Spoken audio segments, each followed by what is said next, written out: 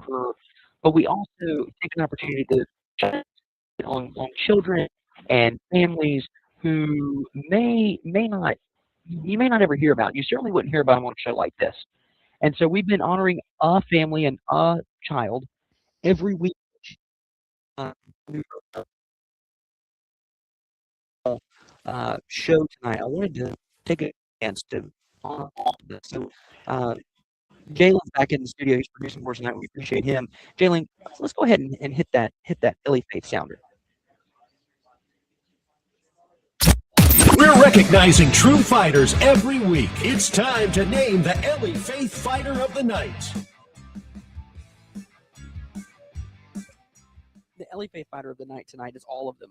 All of them, yes. So A combination of all of them that we've had this year. I'm going to run through them. Caden Guinea, Posey, Haney, Mosley, Grayson Gates, Simeon Kirk, Eleanor Ellie Bassett, Stetson Cooper, Aaliyah Smith, and Jack Timmerman. And Jack was our first fighter of the night. He had a special treatment this week. I don't know if you saw this on the local news, including WIS, by the way. It was his return for his G. He's back. He's doing well. And he had a police escort and everything.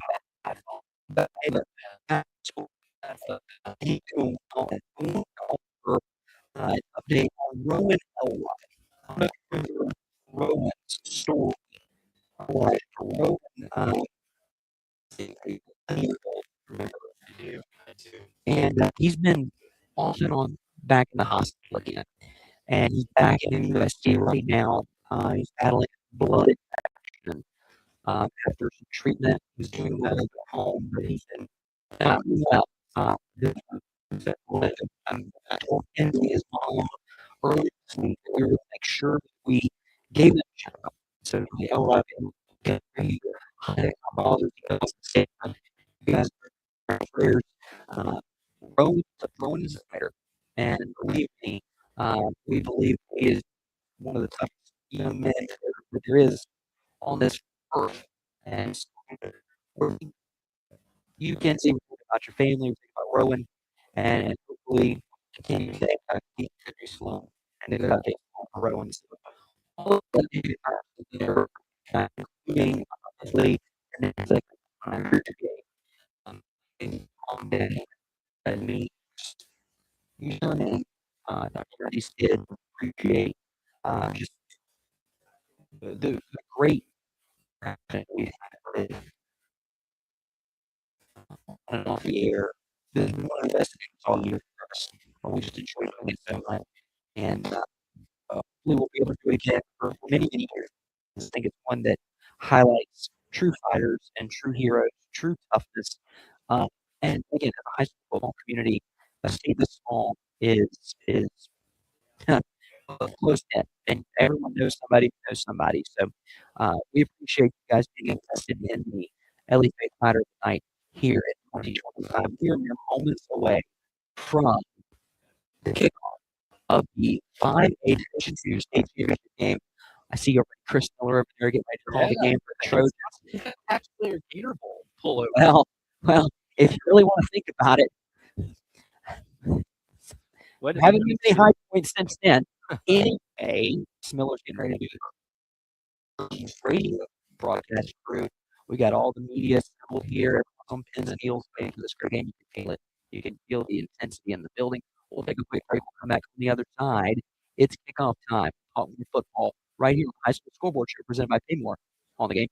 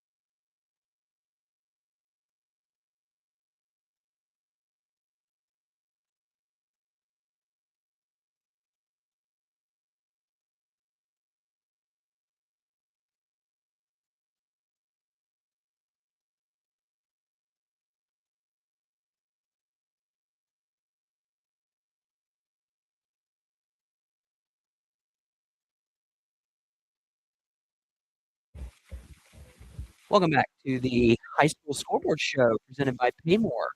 On the game, Justin Hall, Elijah Campbell on location inside of the press box, Oliver C. Dawson Stadium here in South Carolina State. Mr. Campbell, Irmo and Northwest, Jaden Bryant, 74 tackles, 83 tackles, 11. He's recovered 6 fumbles this year. And then defensively for Northwestern, Marion Watkins, 77 tackles, 2 sacks, 2 interceptions as a defensive back, 6.5 tackles for loss as a DB. And if you're looking at this game, we mentioned this off the top. If you're Irmo, you've got to control the line of scrimmage. You have got to keep everything in front of you. What you really would like to do is you'd like to get your fair share. I don't think there's any question that you would love to get your share of 3 and out. But what you're going to have to do is have to limit sessions with Western. And what you'd really like to do is employ the Clayton White method. And the Clayton White method, I don't know if you know about this method. The Clayton White method is when you don't have your fastball working, you got to work in that change. You got to work in breaking ball. I'm crossing sports here. You get what I'm saying. You have got to, when they're driving down the field, they can't score touchdowns. I mean, if you're gonna allow a score, it's can't be 6. Yep. Because if you get this offense is good. If you're getting into a slugfest game like that, with this Northwestern team, I don't like your chances at all. If you are Irmo, you like this game to stay in the 20s. Oh, have a chance to win. Now, I think this game's going to get to the 30s, but you'd like to stay in the 20s to give yourself the most optimal chance to come out of here with a state championship. An opportunity for Aaron Brand to get himself one of these things, which, by the way, brings me to a comparison that I want to make, but I do want to let the folks at home know there's rumblings on the coaching search for 2 different programs. And I'm hearing Kendall Browse for South Carolina, which Carolina fans are like Kendall Browse coach of the offense is like 2017. So let's start there. And I don't know the fascination. The second is Penn State. Penn State fired James Franklin in week 2, week 4. It was the same night as the Kentucky game. Or was the day after LSU, actually. Yeah, I was super dope for St. Patriot. I got the notification on my phone. The game that sealed it was the game that started it was the Oregon game, which was the same as the Kentucky Carolina game. They fired James Franklin to go get a jump on the coaching search, and then LSU fired Brian Kelly. Florida fired Billy Napier. Arkansas already fired Sam Pittman, I think. I mean, everyone got fired right after. And Penn State's still waiting on a head coach. Now, I assume they're searching, and reports, according to Pete Thamel, tell folks, and the ESPN alert tells me they're finalizing an 8-year contract with Iowa State's Matt Campbell. Interesting. 8 years. And why is number 8 important? Because he averages 8 wins a year. And so, Mr. Campbell, you fired the 10-win-a-year guy to go get the 8-game-a-year guy. Yeah, the 10-win-a-year guy in the Big Ten in the conference. Oh, we also had you in a national semifinal game. Yeah, you were one bad offensive drive at the end of the game away from going and playing for the national title. Yeah. Which I assume in Penn State fans' minds at the end of the road, because they didn't play Ohio State, so they wouldn't have talked it up as He's going to make that one in. My point in making that is, if you're trying to compare teams, let's go to today's college football. Who is Northwestern? Ooh, okay. Do we do it in comparison to their class? Which I would say Northwestern's won a lot, but as David Cloninger, the Post Courier, has let me know all season long, they have not won 2 in a row. So I'm trying to think of some that have won a lot, but maybe not have won back to back. Would that be Ohio State? Mm-mm. That's not a bad selection. It's not a bad selection. I'll go ahead and tell you though. I think Irmo's Penn State. I think so too. Very good. Very good. Very talented. Play program. I mean, just look at what they did this year. You lose AJ to Virginia Tech, who now is being coached by James Franklin. The irony here is malicious. And now you bring in Draymond Johnson, who is on his 3rd school in 3 years in high school, which again, different conversation, or maybe a show in the offseason, which I think needs to be had. you replace him with Draymond Johnson, and Just throwing that passport up. your offense doesn't skip a beat. I have an actual passport with Let's Dance on it, and you've plugged and played with a brand new quarterback, and here you find yourself in a state championship game again with your only loss being to Dutch again, and you had to escape White Knoll not once but twice. I've got to believe the physicality of those White Knoll games plays into this a little bit, but Irmo to me is a very Penn State-ish program. Which, by the way, where is David Cloninger? He should be here supporting his alma mater. He's on the sideline. Is he? He is on the sideline. As he should be. He's got that like alma mater level of cachet where they're going to let him walk the sideline. Peyton Crawford might make a call play. Oh, well, we only let certain media members call plays. That is correct. And when they do call plays, it works. Only out of the wish. Maybe if they ran that play more this year, I'm just saying. I will say the story of that play. I was in the press box. I was in the elevator going up to the press box to get some food. I went back down field level to sideline report, and I introduced myself to Mike Shula as the first time meeting him, and I told him, "Yeah, hey, if you wishbone play, you're gonna run the first play. That's me." And he goes, "Son, I'm teaching you a lesson about football here. If it works, it's not your play, it's our play." It picked up 29 yards, so I assume it's your play now, and they just didn't use it. Well, I did my. As we My all, hands are clean. I'm just going to speak for myself. I wouldn't take much offensive success advice from certain people. And Northwestern State, they are defending state champions, and at this point, you can say defending because they're in the same state championship game against the same opponent. Yes, they're defending the exact same championship one more time. Let's look at this Northwestern team really quick, Mr. Campbell. This is a team that had a couple losses this year. One of them is South Point. That was just a bonkers football game. that was okay. That game at South Point earlier this year was one we were talking about before the game. It's almost the same thing we're talking about with South Florence, where we're like, hey, if you're South Florence or if you're Northwestern, you want to get this game up, in the 30s or whatever. You want to score a couple touchdowns. I said my target score for Northwestern was like 21. Right? This is still the early days of Xavier playing quarterback. If you can make a team that doesn't have a traditional quarterback have to win a shootout, I like your chances a lot. Northwestern got up on them pretty early. But guess what South Point did? Turned it up. That was the first snap moment to the year. I was like, Xavier Currents is going to be pretty good at the whole quarterback thing this year. That was a statement for South Point. Yeah, if you go back and look, that final score was 27-23. When you're only lost to another team playing for a state championship, I got to how about these numbers? Plays ran 107, split between the two teams. 107. Yes. 18 first downs for South Point, 15 for Northwestern. In fact, how about this, Mr. Campbell? South Point had scored 15 fourth-quarter points to beat Northwestern by 4. That was like, we went into that fourth quarter of that game, and I'm like, yeah, I don't want to Sharpie it too early, but I've got the Sharpie, like, they got the cap off the. Yeah. Not the thick Sharpie, it's Sharpie pen. Yes, Sharpie pen. Yeah, not the thick one. No. My handwriting's bad enough as is. I need help with smaller, fine print. Yeah. Xavier Currents in that game, 17 of 20 for 203, 2 touchdowns, 1 interception. His longest pass was 32 yards. He also ran the ball 10 times for 121 yards. So, if I do 12.1 per carry. 12.1 per carry. Look at you, map on the radio. Yes, graduate. That's call for Harvard, South nothing. And by day after nobody. 324 total yards. Here's Paige Walford, too. According to close friend of the program, Jimmy Bradford, was not a very good pitching coach, but is a really good head football coach. Just throwing it out there. He found his calling. He's found his calling. And this ball game, by the way, y'all, is underway. It's the only accepted place in the state tonight. So usually we like to bounce around different games. There ain't no bouncing. If we're bouncing up and down at this point. Xavier Means is going to be the starting quarterback for Northwestern tonight, as everyone expected. That is it. All right, I'm just going to let you know something, Mr. Campbell. I have seen Northwestern in person. That's a very big offensive line. Yeah, massive big offensive line. That's really big for my brother. Yeah, and this one's going to be a ball game that I'm interested in just because, again, I want to see how this defensive line for Irmo holds up. And I've been talking about this all season long with Irmo.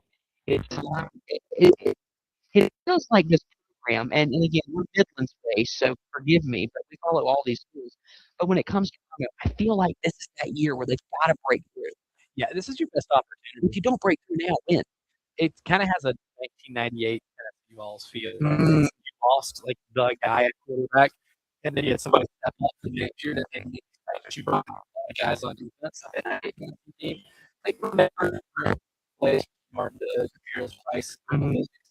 but the reason they won the national title because Alabama was one of the best linebackers in the history of the SEC. Yeah. Because Henderson run the interior of the defensive line, right? Dwayne Goodrich could have been.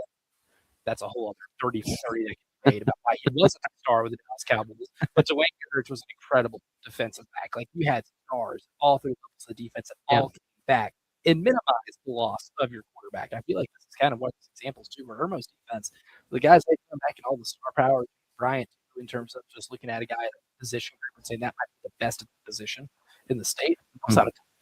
And looking at this ball game, Northwestern doesn't make a pass and kick and holding call and bring it back. If you're and Irma gets it right back to him. Early procedural penalties. And again, you're in a game like this. I'm sure we talked about this before the show, and I've talked about this all week. You're looking at teams started practicing Elijah. Well, they started lifting in January.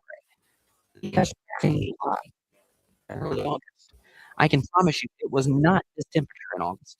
I wish it was. I'd have been outside more. I would have lost that a lot more too. That's a lot. It's, but we're inside. Meanwhile, these guys are working in the heat. Who the hell?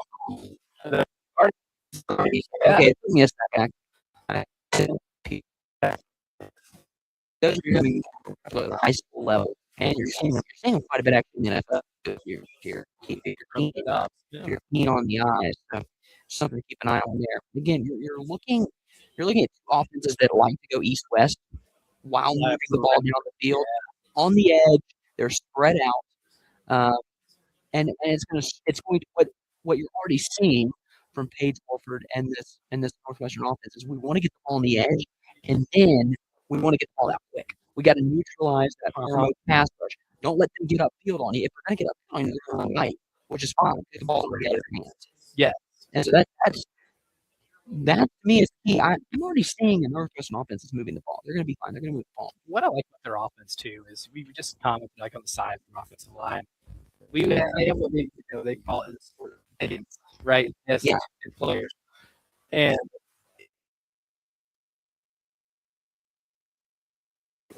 a run defense type deal. It's another thing to have to go up against them when the ball's going at the perimeter and those big guys are getting in space, getting a full head of steam and momentum behind them. Because you know what? I think he doesn't know anything about football, but he's a thing or two about established laws and physics, and I would much rather not want to step in front of these guys when they're out in space on the move and taking it off and like that. We're not even an hour in the program. We had a James Franklin, a Matt Campbell, a Vince Carter, and an Isaac Newton reference on the program. Check the bingo cards. We'll go to break while we do that. More of the high school scoreboard share presented by PayMore coming up on the game.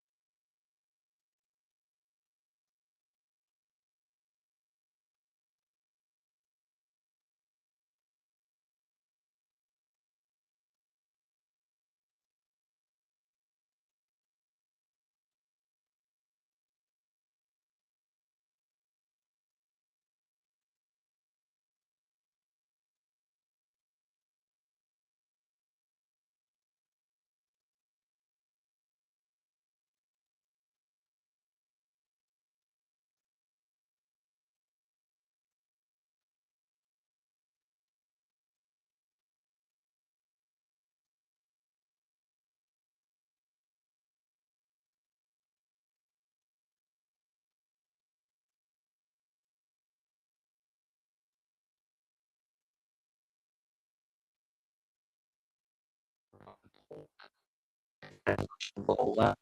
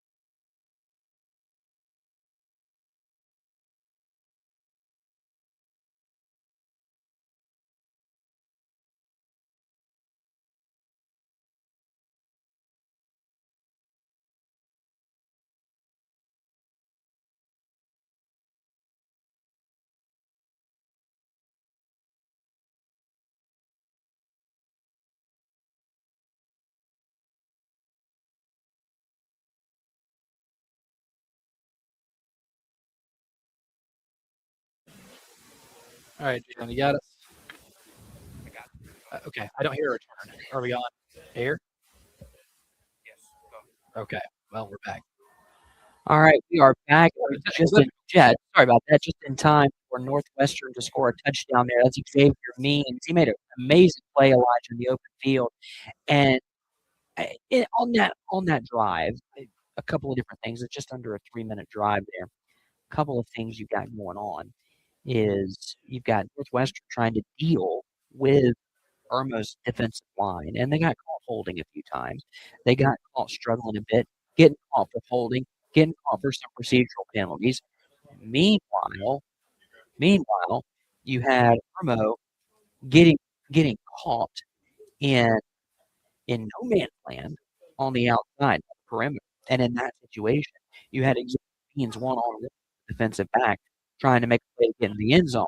So you are if you're Northwestern, you're seeing multiple different looks here that are going into a factor. We're almost 3 minutes in this ball game. You got a lot of ground to make up here if you're watching this ball game because it, it could. Yeah, I want to see what this Armo offense does. That's the biggest key for me. If you're looking at this ball game, you see Northwestern, you know they can do offensively. I want to see what Drayvon Dobson can do. And the story of Drayvon Dobson is fascinating.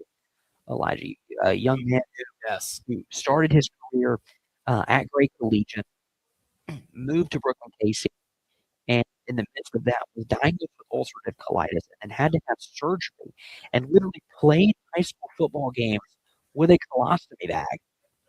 That's tough. And still dealing with that. That's why he was one of our on-field fighters of the night because I think his story would have registered as an off-the-field fighter of the night. So I want to see what he does in this situation. This is obviously the biggest game he's ever played in. And I don't know, in front of me, I don't have the number of returning starters that are back from last year. But you're stepping into a situation that you wanted if you're Drayvon. But at the same point, you've never been here before. How does he respond leading this Irmo offense with weapons all over the field that it looks to me you might have to match Northwestern score for score? In a game like this, yeah, let's see the ultimate stress test about how that offense is, right? I mean, we've seen them play well all season long. They've played against really good defenses too. But this is like the ultimate stress test because not only are you playing a really good defense, the target score here, if you wanted to put a term on it, like a target score, is going to be probably north of 35. I would think. And as Northwestern kicks this ball along, I think that's the key here. I want to see how Irmo responds. Is this a must-score drive? No. By no standards is a must-score drive. We're 3 minutes in. But if you don't score, buckle up because you don't know where momentum can take you in this ball game. And I want to see how Coach Brand coaches this ball game. They came up just short against Duckport a couple weeks ago, and he put the blame on himself for the play calls. He put the blame on himself for it late in that ball game. So his play calling, and I just want to see how this team performs in a big moment right here, because this is a team that we've all thought is so close. And as we said before the break, if not this year, when? I mean, high school football is cyclical, very cyclical. and you've imported and you've kind of played in a lot of guys into this system that just continue to progress and get better as the season goes on. This team has gotten better as the season goes on. But in this position against the Northwestern team, again, their only loss is a 4-point loss in a game in which the other team had to score 15 points to come back and beat them. That's a tall task. It's a tall task for Irmo, and they're a good ball club. But I want to see how they respond on this drive specifically, and they already have a penalty that's going to put them behind the chains here. Yeah, and you're putting yourself in a tough situation. Unfortunately, too, for Irmo, they also had a drop on that pass too. So even if they were able to catch it, it's going to be gated because of that penalty, which is pretty unfortunate. Draymond stepped up in the pocket, Elijah, and then had to bail out again and have to reset himself. Didn't put enough on that ball, but threw it into double coverage too. So there were a lot of problems on that play itself. And this is a game. I think this is going to be. It's built on the big play. We saw Northwestern hit a few of those. Yeah. If Irmo can't hit on those cat buster plays, we won't be heading home early. We got time. We're until 11, but you might be heading home early. If you're here in yellow and black, because they've got to hit the big play. They've got to hit the explosive and rely on their defense to make a couple big plays as well. They have to get a defensive stand here or two throughout the course of this ball game, and those stands can't just be 3 and outs. I think they're going to need some turnovers to create some short fields. Oh, for sure. It sounds familiar with South Carolina that we've been talking about for weeks. Yeah. Right? When the offense struggles in many of those games, it's, hey, can you use the talent on the defensive side of the ball to be able to force a big play, be able to force something into happening? In a game like this, where, I think the target's forcing have to be about 30. I mean, give your offense as many short fields as possible. And you've got a quarterback who just sailed one there. I mean, it was thrown in a no man's land. Beautiful throw. I don't know who the target was of the throw. And now you're sitting here, you're 3rd and 18. What's your play call for 3rd and 18? I don't know. But this is a ball game that's going to go back and forth like this. We're going to be able to diagnose this game as it goes. This is the only game happening in the state right now because someone's going to win a state championship tonight. Northwestern has a chance to repeat. Irmo has a chance to break through the glass ceiling. But this is going to be a tough team to do it against. Dobson's scramble doesn't. He gets back near the original line of scrimmage, and so Northwestern's going to get the ball back with a chance to go up 2 scores for the halfway point in the first quarter. That's going to be a tough pill to swallow and a tough thing to come back from. Irmo's done it. Irmo had it done to them actually by White Knoll last week. Down, or excuse me, 2 weeks ago. Yeah. Up 14-0. Suddenly, you look up in the third quarter, boom, it's 14-14. And now you got yourself a ball game. That power of defensive stops, man. I think Nick Pelham will tell you the best thing they did was after giving up those first 2 touchdowns, get a couple of stops, slow them down. Right, slowing them down is going to be a big part of it. And if you can get a couple stops, not let them go on a prolonged drive, then it gives you a chance to get back out there. That's the thing. The worst thing that Irmo did right here is not being able to pick up the first down. Yeah, you don't want to start getting exhausted because eventually the dam's going to break. Right. Once team's on the field for a significantly longer amount of time, it's going to have an effect to get into late third, fourth quarter. A sky punt there was nearly blocked by Northwestern, but Northwestern's going to take the ball over. Not just take possession of the football, Elijah. They're going to have it on the plus side of the 50. Oh, have it on the starting side of the 45. And again, this is a team that's very balanced. If you look at their stats, I was looking this morning and I intimated to Tyler at first that, if this Northwestern team with Xavier means they can throw the football around. Then I looked at their numbers. Anybody needs to copy. And then you also have a team that can run the football. Xavier means can put it on the ground too and run it, and not necessarily put it on the ground in terms of needing to recover fumbles or anything. But he can put it on the ground. He did it for a rushing touchdown earlier, and he can throw a beautiful out route just like he did right there. and now Northwestern's on the move again.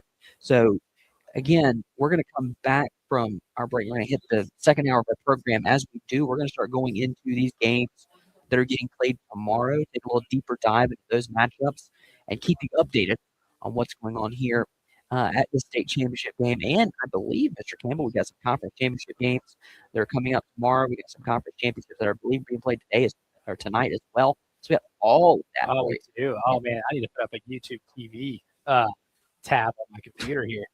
We have a playing game tonight. You think about it. American Conference Championship. Yeah. Winner goes in. No matter what happens in the ACC title game. True. But if Duke wins the ACC title. Oh, boy. I'm glad you brought that up, my friend. I'm glad you brought that up because that is what I've been cheering for all week is that type of chaos. We'll talk about that and so much more. More of the High School Scoreboard Show presented by PayMore coming up from the state championships in Orangeburg after this.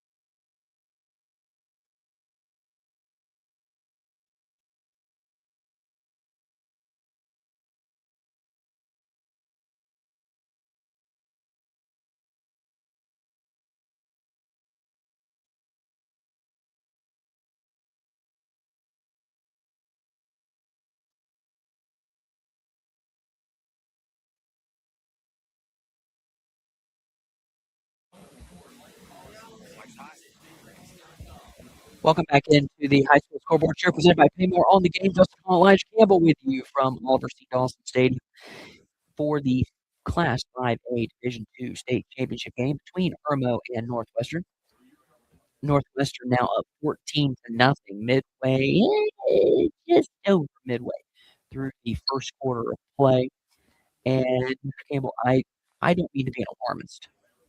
I do need to be a little alarmist. I seek out being an alarmist, actually. I am part of my general gas baggery. if I am, you do the gas baggy hot takes. I don't think not as he was. much. I don't Not think as he was a gas baggy hot take guy. What is this going on the field here? What's this person in this cube? What is that? I'm interested in that situation there. He's I just sitting it's there, I have no idea what it is. nice. I think he is getting warm. Yes, can confirm. Um, I mean, that's the way to get warm and protect yourself from the wind if you're in one of those contraptions. We're Looks, protected from the looks wind. good. Yeah, I was gonna say we're saying this as we're sitting up in the press box that is heated.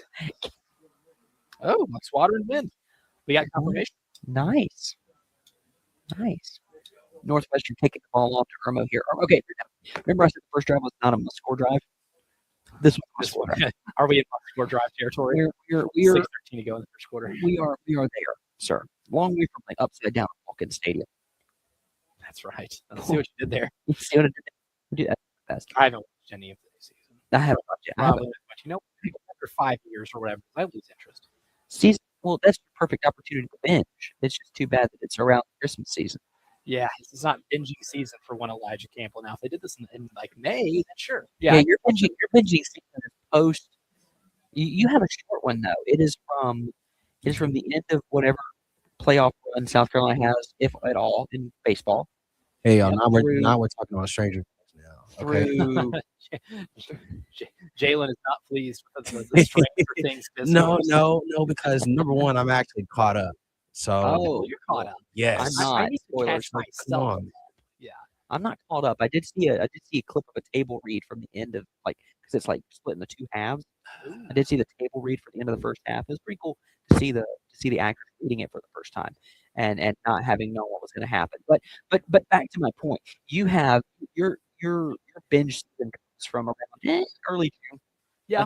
until SEC media days, Mid-July. Yeah. July. So you have a very truncated, binge opportunity. I'm looking at this Irmo offense. Elijah, Drayvon Dobson, Amir White, Malik Miller, Corey Miller, not that Corey Miller, and even Singletary. I mean, this offense has so many weapons. Yes. So many weapons. They're finally now they have an opportunity. They're in a second to actually put the ball past the 25 here. And what you really want to do, we talked about this. You want to kind of maintain ball control here. You want to really be able to start grinding away at this football game. It's a two-score ball. You got the first step, you get a first down. And that last drive, penalties kept you from being able to get a first down. And you move the chains once, you can breathe a little bit. All right, you can move the ball. Yeah. Right? You can move the ball. And I think obviously they needed that first down in the worst way. But they got to engineer a little bit of a drive. If anything, give the defense a breather, man. That was a pretty, it wasn't like a fumble or turnover or anything that would normally constitute what's considered a sudden change possession. But it was 3 and out. And you're not on that sideline a long time to catch your breath. And this is a Northwestern team you cannot afford to continuously go 3 and out. Especially aided by penalties there too. Demoralizing, and you saw the effect that had on the defense on that second drive. I mean, it felt like they were running through Swiss cheese. And there's a completion. Another first down. Now, We'll talk it out a little bit. what that first drive also maybe puts in your mind is, hey, listen, we had a plan coming into this ball game. I don't know what Coach Brand does for scripting plays. I don't know what that looks like for them. Their philosophy is on that. Varies from coach to coach. Right. If you're scripting actual plays, I don't think anyone scripts actual plays. I think they script looks. Yeah. And they script formations, and we'll go from there. But you weren't able to do that on your first drive. You were immediately behind the chains. So this is almost like, hey, this is our first drive. It's just too bad you're down by 15. But you're trying to find your footing here on a wet, slick turf. And that's the second throw from Drayvon Dobson. The ball's incomplete, but they're going to get pass interference here or defensive holding. I don't know if there's defensive holding in high school football, but I know there is pass interference. Yes. And you will get that. Look at Chris Deering coming in here with the pizza. Not for us. Not yet. I can speak talking. he just remarked about friendship. He's been sitting all by his lonesome over there. Now he's got pizza, and suddenly everyone's with him. Well, that's how you become the most popular man in any room. That's how, especially a press box with media members. You want to get the media folks happy, just give them free food. Yeah, I mean, you win my loyalty over that way. That's why I love the Bank of America Stadium press box so much. Have the ice cream machines. Oh, yes. I've not been in that press box before. Well, it might have changed since 2017. That was the last time I was in there for the Debo Samuel. return and the Deebo Samuel catch with one hand. One of the Debo Samuel games That was the first Deebo Samuel, in my opinion. introduction. Yeah, when you returned the opening kick of the season I think that was a 3:30 kick. Yeah, I mean, Yeah. So yeah, it was a pretty good ball game. Who needs that kind of performance tonight from Drayvon Thompson, who, by the way, he was on our show earlier this season. If you can go back, you can go back on our YouTube stream and watch that game. Mr. Campbell, I think the elephant in the room here is the Dutch Fork plays tomorrow. Yes. And specifically, they play the Fighting Preston Thorns. And I don't know, I wasn't able to listen to the latter half of the show when Lou was on this morning. What were Preston's thoughts about? Did he have any outlook into this game tomorrow night? You know, we do like our Garnet Glasses segment, 6:15 every Tuesday. Uh-huh. Well, Preston put on his green wave glasses, and he goes, we're for once we're not the hunted, we are the hunters, right? We are the ones that don't have the pressure because we're not expected to win this game. Right. He goes off on a pretty good diatribe. Then he looked over and he goes, "Did I sound convincing?" And I was like, "You did until then." So, like you sounded convincing. You didn't look convinced. Right. They got to play a Somerville team tomorrow, Mr. Campbell, that can do just about everything offensively. Mm-hmm. I mean, there isn't really a weak point in their offense. You just hope they turn the ball over. That's really, you're kind of at the mercy of maybe a potential turnovers. And I don't know if this is that kind of Dutch Fork team that can do that. I mean, their calling card is they don't let you score. Right. Julian Walker, yes, again, passed the alien test. Julian Walker's one of those dudes. You automatically know who the best player is. Where'd he sign? That would be with the South Carolina Gamecocks. I don't know if you've heard of them. I'm familiar. Okay. I'm familiar with their work. Some of it's not very pleasing. I've been familiar for years. I can count on one hand the number of times I've been pleased. But Julian Walker is a game changer. But I want to read out some stats for you here. Rushing yards per game, 213 to 191. Who holds the edge? Ooh, would that be Somerville? Passing yards, 196 to 184. Who holds the edge? That's really close. Would that be Dutch Fork? No, it'd be Somerville. Oh. So they hold the same in receiving yards. So 410 to 375. Who holds the edge total yards? 410. So that would be Somerville. And that man. Average per game, 68 tackles to 48. Who holds the edge? Would that be Somerville too? That'd be Somerville too. Sacks per game, 2.5 to half per game. Who holds the edge? Right. That's Somerville. Wow. Okay. So of the available stats that I'm looking at, Somerville holds the stat edge in every statistical category. And yet, where are you picking this game? Your heart is probably going Dutch Fork, right? I go dead Dutch Fork. The history, but leads to believe that. But every statistical category favors the green wave. So it makes this game tomorrow night so fascinating to me. Irmo, by the way, moving ball. Had to those numbers this morning. Well, all you got to do is give me a call. Should have had you on. Yeah, I love Studio 803. I walked by the other day when you guys were on the air, and I was hoping the screens would be up, like Today Show style. So I wanted to pull a Jack Country. Because Jack's been doing that. Jack's been crashing the broadcast a little bit. I mean, no, you should have people out there holding signs. Julia can go out there and hold a sign. She can just hold a sign, like especially when everyone. Harvey's studio, you do a little bit of hazing. Team WIF. I was fascinated by Jen Jensen's Yale pick. Okay, if Yale wins this weekend, I'm the biggest Yale Bulldog fan Jen ever. wins the underdog challenge by a mile. It's a 28.5 pointer. I'm gonna get another pass interference in the end zone. Another one. Drive for Irmo here being aided by Northwestern penalties. And that's how you generate momentum. Yep. That is how you generate momentum. And again, I want to make sure we all understand. I'm not rooting for any one team in this ball game. I was hoping for this to be the best game of the weekend because it's the one we're going to be at. I was happy to go. I just hope both teams have fun. I just really hope teams have fun. I hope for the referees. I'm Rob Lowe at the 49ers game. NFL hat. Yes. NFL. What, you're not Leo DiCaprio wearing a Gamecock hat? Popular meme. Popular. Is it a real thing or is it no, it's a Photoshop. Okay. But if you go look at the opposing team's tweet of this final score, whenever Carolina wins, it's just a bunch of spam. Leonardo DiCaprio. Yeah, a bunch. And by the way, back to Somerville and Dutch Fork.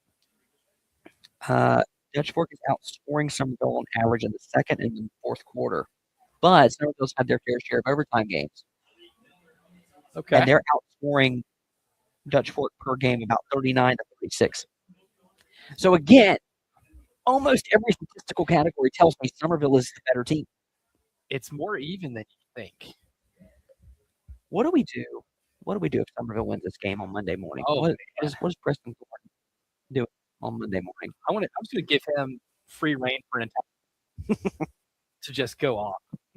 So whatever Somerville Green Wave victory lap you want to take, do we try to like make a customized Somerville like AJ Green jersey or something to give him? Oh, Do we we get could. AJ Green on? I don't have that kind of pull. You do. I'll say Preston does. I don't have that. Preston has that pull. That's fair. That's a very good point. Irmo's got this football inside the 10, trying to score here for this ball game back to one possession. But as the field shrinks, the space you're working A little with. bit harder to punch it in the end zone. A little bit harder. By the way, shout out to loyal listener Mark from Chapin. Do you know the one common opponent for Dutch Fork in Somerville? Would that be Chapin. I want to go. I'm not going to tell you. I'm not going to tell you the final scores. Did Chapin score any of those? Oh, that's a fair question. I'm probably going to research that in the break. That'd be my one question. Did they score? Oh, well, And they while were, you're looking that up, I just want to let people aware that if you're dual screening tonight and you're watching this game on Fox or watch Fox, and you are keeping tabs on a couple of the conference championship games, if you're watching James Madison and Troy, the Fighting Billy Napiers. the new Fighting Billy Napiers, that is correct. James Madison had to stop the game to yell at the student section to quit throwing snowballs at Troy's punter. They're back in their end zone, and that poor guy was being bombarded with snowballs. Football school. That's fantastic. Play of the night. No doubt about it. By the way, Chapin played them in back-to-back weeks. If I've got my schedule correct, let me make sure there's no bye. There was a bye week in between. Still builds character. They were outscored 100 to 14 in 2 games. You scored 14. I'm not laughing at for you. that. I am proud of them. I am proud of them. It was a rebuilding year for Chapin. They lost a lot and having to retool. Young team, very young team. Very, very young. I put them in the same category as Lexington. Yeah. Put them in the same category as a River Bluff. Although River Bluff, Coach Bluff Trey Parks, guys, had a pretty good run. Great. Should have moved on against James Island and Stratford. Should have moved on against Stratford in the playoffs. Most heartbreaking playoff loss anyone had this year. No doubt about it. River Bluff by a mile, man. That is the toughest way to have your season end. No, it's you terrible. Score with less than 10 seconds left, you think you've got it in the bag. Right here, as we wrap up the segment here, Irmo trying to score, Drayvon Dobson trying to make a play, and he's going to come up. I think was that a goal-to-go situation? It's the 3rd and 4, but they were not before. I think so. Now it's 1st and goal. I think it's what that's a first down.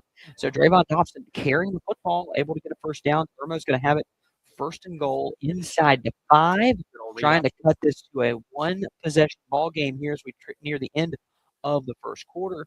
We will have more conversation about this game and about our conference championship games coming up tomorrow. We'll talk about all of that next on the High School Scoreboard Show presented by PayMore on the game.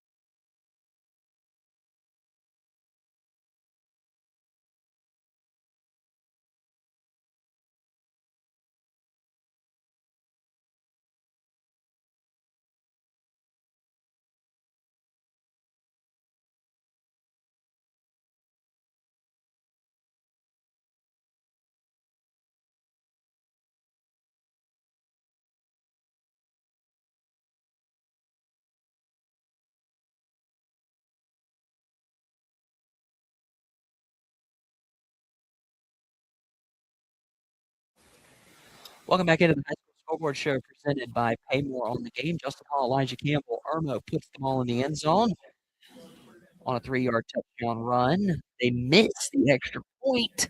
They didn't doink it, Mr. Campbell. It just shanked ever so slightly to the left, it's like my draw shot in golf. He just kept on going to the left. Ears a little. To be fair, I slice more right. I just for whatever reason my club face just stays open anyway. Not the point. I slice mine left. 8-point lead for Northwestern here. We were talking about this ball game, how it could come down. It comes down to a 1-point game at the end here. That extra point's going to matter. We did, however, discuss that there is an opportunity to get a 1-point play, not an extra point. Not many folks know this. Mr. Campbell. It's the most jacked up way you can get to 1 point because the extra point is just that's one we all know. Yes, you can get an extra that's point. A 1-point conversion. Yes, a 1-point conversion. Shout out, was Richland Northeast. Richland Northeast. The Sabre said that a field goal was a 3-point conversion, and I applaud them for their ability to use extra grammar to describe a field goal. Yes, stick to the bit. Always stick to the bit. AP English. But a 1-point conversion. Sorry, I sidetracked you. But yes, so if the team that is either attempting the extra point or maybe going for it on 2 is the most likely one. It's a very unlikely thing can happen. You're going for 2, and let's say you throw an interception in the end zone. The team that intercepts the ball retreats out of the end zone and then comes back into the end zone and gets tackled. The team that is on the 2-point conversion try will be awarded a singular point. That would be a point. Credit to our stats and info department for rallying information. We have a very large staff. Yeah, crack staff. Yes, absolutely. Yeah. Do we pay them? Absolutely not. No, but they're here for the love of the game. I leave that to the folks at Gray Media to do that. 14-6, Northwestern up on Irmo. 10 seconds. We're still in the first quarter. We're still in the first quarter. This thing's been going on for almost an hour. Paige Walford. I love how he's wearing the beanie, but it's like tilted. Does no one in South Carolina call that a toboggan? No, most people call it a beanie here. A toboggan is something you ride in. I was talking to Mira, and I mentioned my toboggan that I was wearing, and she goes, "What did you just call that?" And I was like, "Okay, maybe this is just a Tennessee thing." Yeah, I've been calling that my entire life, my entire existence. No, we call it a beanie or a stocking cap. A stocking cap. Mm-hmm. Intriguing. Into the first quarter, Northwestern up 14-6 on Irmo. JMU, the Fighting Stick-Eddies. I win. Google me. Yes. They just scored again. Probably 17-7. They're heading to the playoff, folks. They're into the playoff if Duke beats Virginia tomorrow, because James Madison right now is 25 in the college football playoff rankings, which means they're already ahead of Duke. I don't think Duke is going to leapfrog them by any means at 8-5. They're able to win. I think if Virginia wins tomorrow in the ACC title game, then JMU gets squeezed out. The ACC is able to get a team in the college football playoff. But if Duke beats Virginia tomorrow, not impossible considering it's like a 3-point spread, even though Virginia beat them earlier this year.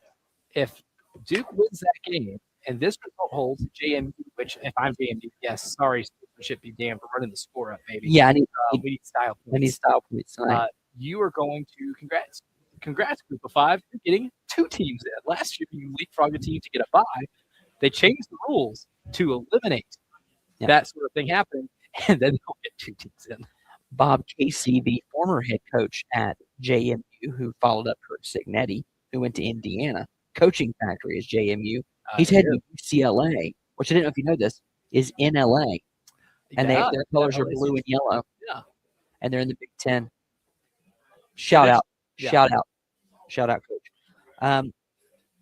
Bob Casey Sr. is coaching this team tonight. Oh, Bob Chesney Sr. Bob Chesney Sr., excuse me. No relation Bob to Kenny. Chesney Sr., no relation to Kenny. Bob Chesney Sr. is coaching this team tonight. And then starting next year, the head coach of James Madison is William Napier. Some people call him Billy. Some people call him Sunbelt Billy. I won't tell you what Florida Gator fans call him. That'd be inappropriate. Probably not SEC compliant. We cannot say those things on the air. But what a move! What a move for Billy, though. I mean, to go back to where he really made his hay as a Group of 5 coach. That's where he belongs. See, Billy's a builder, right? Some people call him Sunbelt Billy. I call him Builder Billy. He's a builder of programs, right? Billy At the G5, there's a lot more roster turnover than you're going to get at a place like Florida, where high school recruiting is a little more paramount. Yeah. JMU does rely on a lot of getting guys in the transfer portal, finding diamonds in the rough in the recruiting world. Florida is not going to ever be cool with a recruiting class outside the top 25, but Billy Napier's best work might be with a class that's outside the top 25. Yeah. He can develop. Like, he is a football coach, right? A great developer of talent. The SEC just wasn't a good fit for him. And I still believe in Billy's abilities to be a winner at the Sun Belt level, because that's all he did at Louisiana, a place that's not traditionally winning a ton at the level he had them winning at. I think you can go to a place like JMU that's got more resources and maybe more of a commitment to winning for football than other schools in that league. That's a league that doesn't have a lot of schools that are committed to winning at football. I think it's a perfect match. Some coaches, it's good to take that risk and go to Florida and see if you can do it, because that's the pinnacle of the sport. But there's no shame in it not working out. I'm a Billy Napier guy. It's never going to work in the SEC, and I would never hire him if I'm an SEC school. But if I'm a Sun Belt school, get that guy in my building, please. Yeah, and at a place like JMU that's already got a winning tradition and a winning culture, chances do some great stuff there. Remember, for a while in the Sun Belt, it was Coastal and some other schools. Now it's JMU, and there's no question about it. Northwestern is driving. It is now third down and 3, big third down coming here to start the second quarter. Irmo getting pushed back here. Northwestern already into Irmo territory on 36. They're going to pick up the first down. They're going to pick up the first down here. I think so. I think if we give him a spot. It depends on the spot. He's close. He's going to have to come out of the ball game for at least a play on after that run. Lost the helmet, so he's got to come out. But I think he picked up the first down. And then we're looking at a few more. There are other conference championship games happening tonight, Mr. Campbell. Kennesaw State up on Jacksonville State. Gamecocks are trailing 7-0. Ooh. A Gamecock team that didn't score in the first half.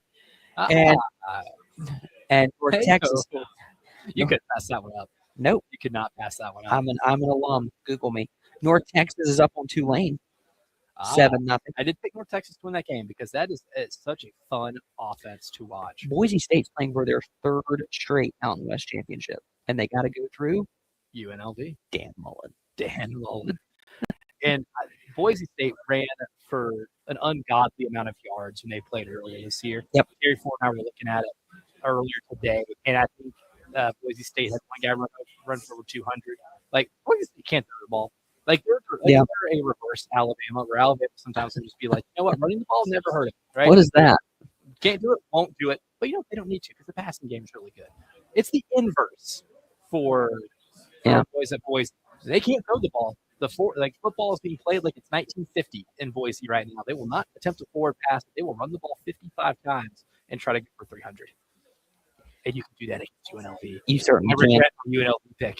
A couple of games tomorrow. Got some big BYU and Texas Tech at noon. Texas Tech is in regardless. Yeah, Texas Tech's in regardless. They can BYU should be in with a loss. They should, whether they will be or not. Whether they are or not. Yeah, it's so hard to see that first team out and the penultimate college football playoff rankings make their way in, because teams oftentimes don't get punished for losing conference championship games, as they probably shouldn't. That's my thing too. It depends. I don't like having the blanket you should or should not if you lose this game, because saw Texas A&M one game away from playing the SEC title game last year. And that's a team that would have been 9-3, and I think would have lost to Georgia, which I guarantee you would have happened. Yeah, they would have. They'd have been 9-4, and it's a 9-4 team in the college football playoff at large. I got a question. Well, then that leads me to a little bit later. Miami of Ohio and Western Michigan is the game we all care about. The MAC at noon. Georgia and Alabama at 3:30. I'm really glad that there's so much parity in the SEC. Texas A&M really good. LSU down. LOL. We've seen teams rise and fall. Texas and Oklahoma playing really well. We're going to get some different teams in the SEC championship game. Georgia and Alabama play at 4 o'clock tomorrow. Grass green, water is wet. Georgia and Alabama are playing for an SEC title game. Indiana and Ohio State at 8 in the Big Ten championship game. I think that's the game tomorrow. Right? I like Indiana. You like Indiana? I like Indiana. Man, I'm not betting against Zig at this point. I can't bet against that Ohio State team. I don't know who they are. I know who they are. I mean, they're good, but I don't know who they are. That's a defense that returned only 3 guys from last year's team, and guess what? They have not skipped a beat. Yeah, this team has forced me to give Matt Patricia props. That's what I say. It helps to have Matt Patricia. I really hope that happens. Patricia's like, I'm having a hard time sticking around certain places. Maybe the elixir to this thing is just going to a place like Ohio State where they recruit the best defensive talent in high school in the country, and they can just elevate them. Like before the season started, if I told you Arvell we expected the number 1 draft pick in the NFL in 26, you've been like, I beg your pardon, who? Yeah, who? Yeah, that is Ohio State edge rusher Arvell Reese, first year starting. Exactly. Is made himself known as maybe the best defensive player in college football. And then Duke and Virginia tomorrow night. Last one here before we hit a break. If Duke wins tomorrow, the ACC probably not get a team in the playoff, which I would disagree with because I believe Miami deserves to be in the playoff. Yes, over Notre Dame for sure. Yeah, it becomes. I mean, that'd be that's very a different discussion for a different day. But I would like to believe that Miami is the playoff team in the eyes of the committee. But that is neither here nor there. We are tracking this game. Northwestern trying to really put this one in a chokehold against Irmo, up 14-6. They are driving to make it 21-6, facing a 4th and inches moment right here in the second quarter. More of the high school scoreboard show presented by PayMore coming up on the game.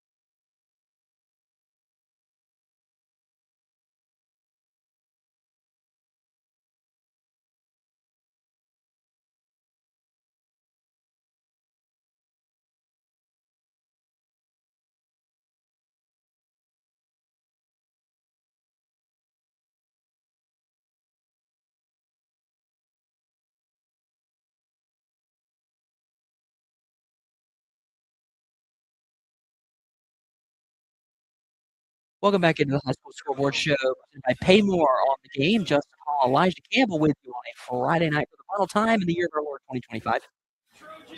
And we do it from Oliver C. Dawson Stadium, South Carolina State, Willie Jeffries Field.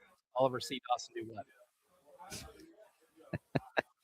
He should finish the sentence. Shout out to I'm gonna leave it incomplete. I love this having the games here. I was a big fan of having them at different stadiums, having them at Carolina and Clemson. But what SC State has done with this game is downright impressive. We had no problems getting in here. Logistically, it's awesome. Like it's a very, very ease of access. Fighting Jalen Hart at test. Yes, it is. This is logistically a really good setup. And no problem. No The hospitality is unlike no other. Top notch. Top notch hospitality. It is 21-6 Northwestern over Irmo. And again, we're in a situation here where Irmo's got to kind of take their tail a little bit, Mr. Campbell. And this is not a situation you draw up. It's playing catch up with a team that I would not want to play catch up against. I mean, really, what you like doing in the situations, find yourself up like, I don't know, 27 or 30-3 would be really where I'd want to be sitting because you don't lose games like that. No. But unfortunately, you're not going to find yourself. Northwestern can find themselves there in that situation here shortly. I'll tell you this on kick returns, what I'm noticing. Irmo's bringing the ball out. They're getting nowhere. I would say their average starting field position is probably around the 16-yard line. Well, yeah, that's really a big difference, too, in terms of how these teams have scored. Northwestern's first drive of the game, they started maybe on their own 45, 46. The next starting field position after forcing a punt from Irmo was in Irmo territory. And they had a pretty good return in the last one, too. I'm like you. I don't think I've seen Irmo cross the 30 on these kick returns. Yeah, they're starting around the 20 here, which is actually an improvement from where they've been, but it creates long fields. Even if you're hitting on the big play, you're having to work yourself to get to the football field. And again, they scored on their last drive. They could do it again here. These two teams are pretty evenly matched, in my opinion. Yeah, I think so too. I mean, of all the championship games that we have this weekend, I feel like this and South Point, South Florence are the two I was looking at where I'm like, it could go either way here. I tried to convince you about Somerville and Touchboard. You tried, and honestly, you did a good job. Sorry, Preston. I think you did a better job than Preston did. Preston had a look on his face afterwards where he's like, was like convincing, and I was like, your voice, yes, your face, no. Well, I don't have the emotional attachment, and I think that helps. That helps. Yes. Or I can just give you stats and facts based in logic. You're not going to outrun a Northwestern defense like that, and instead he gets thrown out of bounds, and that might be a penalty. As a media member gets plowed on the sideline as well. Took a hit. I think that's our boy that was sitting in front of us. So no, not a very great moment, but he's fine. He's up. He's moving around. That's the situation there where Trayvon Dobbs, you got to get rid of the football. You just got to get rid of the football there, and I don't believe a flag was thrown either. I don't think so either. It's one of those bang plays too, because the guys trying to make the tackle, and then they pulled him down. Yeah, that probably should have been a late hit, but it wasn't. And now you're facing 3rd and 11 against this Northwestern defense that just has been stifling tonight, Mr. Campbell. I mean, I don't know any other way to put it. They gave up the one drive, aided, by the way, by 2 pass interference penalties. Yeah, one on a 30-yard throw and the other in the end zone to extend drives both times. This Northwestern defense has been pretty salty tonight. Oh, they've been swarming. And they're winning the line of scrimmage. And that's like such an age-old football cliche, but like it's one of those things that it's tried and true over time. If you're able to dictate the terms and conditions of the game at the line of scrimmage, you're going to be able to have the advantage, right? Because it makes it harder for the other team to run the ball. You're going to be able to get pressure. Like if you notice Irmo's doing a lot of these passing plays, it's a lot of moving the pocket, a lot of rollouts, right? When you have a quarterback like Trey Dobson, too, who is such a good dual threat guy, it only makes sense in general, right? Even if you're not playing a defensive line at this caliber, it makes a lot of sense to just move your pocket out. If your quarterback has a running lane or you have an angle where you can't run somebody, he has the option to be able to tuck it and run it. That's why I love like that bootleg play in general. But against this defensive line, too, if you feel like they're starting to have an edge to the line of scrimmage, the best thing you can do is try to roll the pocket out as much as possible or keep the ball on the perimeter and try to make plays that way. We're having an issue with the down mark. It should be 3rd down. The down marker is showing 4th down. We should just have our down marker guy just hold up numbers. There is no 5th down, so I mean you can just do 1, 2, 3, 4. Hold a hand up, right? 3rd down. The referee should hold up 3 fingers. Our white hat has signaled that it is in fact 3rd down. We can confirm. Maybe the little pull button there. Jam. Oh, yeah. Well, it's been cold. It's been rainy. It has been. It's tired. This is game 4. It's game 3. It needs a break. Trayvon Dobson trying to make something go himself. He's going to come up just a bit short on the 3rd down and 11. And, there's the thing, Elijah, they're going to have to punt the ball here because they're too deep in their own territory. You are dangling on the edge here at this point. You are at the edge of the cliff. And I think with another Northwestern touchdown, that push comes up. I think Kenny Loggins would consider this a ride into the danger zone. That's good. Okay, so now we have Kenny Loggins reference, which is always solid. Hey, that's the part of the show. You listen for the high school football scores, and you find a way for Sir Isaac Newton and Kenny Loggins to be brought up at the same hour. That's why they pass the bus. Yes. Chris Hummer from 24/7. Love his cars. CBS Sports. TCU's offensive coordinator, Kendall Riles, has emerged as a person of considerable interest in South Carolina's offensive coordinator search, sources tell him. The Horned Frogs have had a top 35 offense in terms of yards per play each of the last 2 seasons. Okay, interesting. And it's a very interesting passing game. TCU as a team this year probably underperformed a little bit, but the bright spot on that team was the passing game, right? The passing game has been really good for them this season. And I want to say the receivers coach is Malcolm Floyd. Maybe you could bring Malcolm Floyd to be a running backs coach. Now they have that. Yeah, you would need that. That position's open. But Josh Hoover, his development at TCU is a good indication of the track record of what Kendall Briles has done as an offensive coordinator. I like Josh Hoover a lot. The offense for TCU, I don't think it was necessarily the problem with them this year as to why their season ended up the way it did.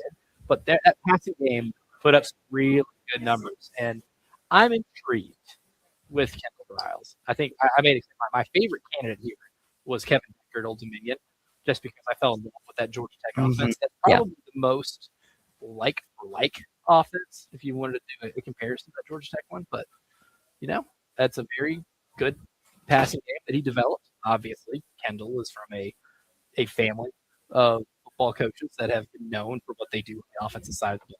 Native, that perspective. Does he bring some of that innovation here? You would like to think so. And I feel like South Carolina's fans have been wanting Kendall Briles for the last 10 years. I could be wrong on that, but I really feel like it's been a long time that they've been pining for a guy like Kendall Briles.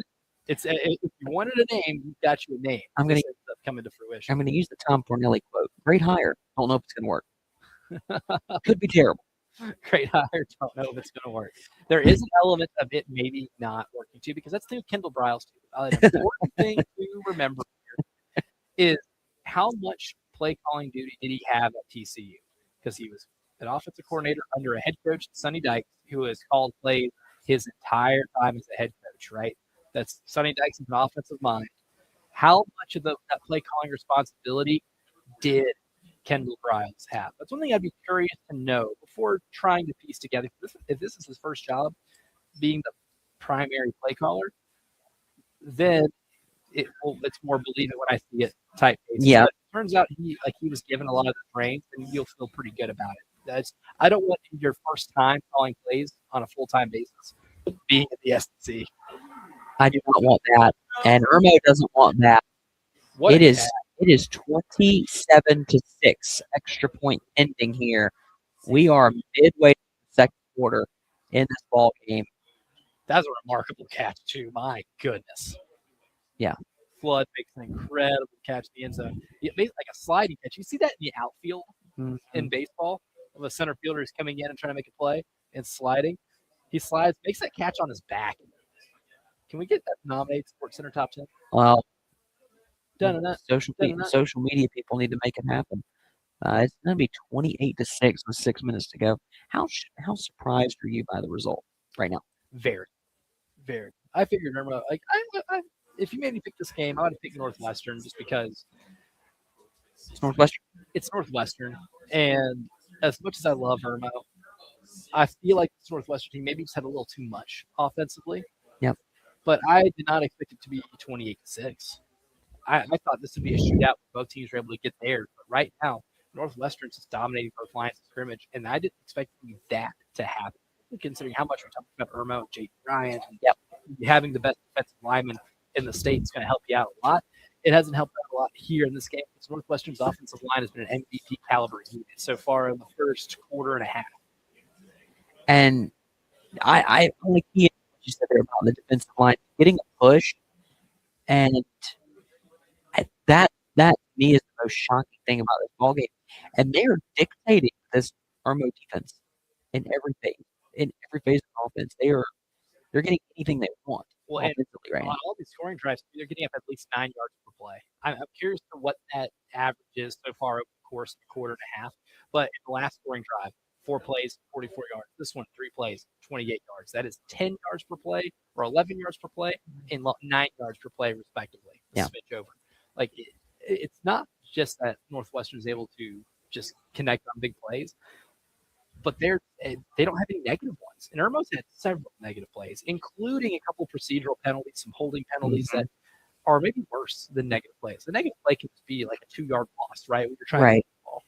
But they're having plays that are -5, -15. That Another shows a example lot. there. On the kickoff return, you don't even get it at the 15. It's special teams too, because we mentioned it earlier. Irmo hasn't been able to bring the ball out past the 20 many times in this game. Northwestern has brought back every kick past at least the 35.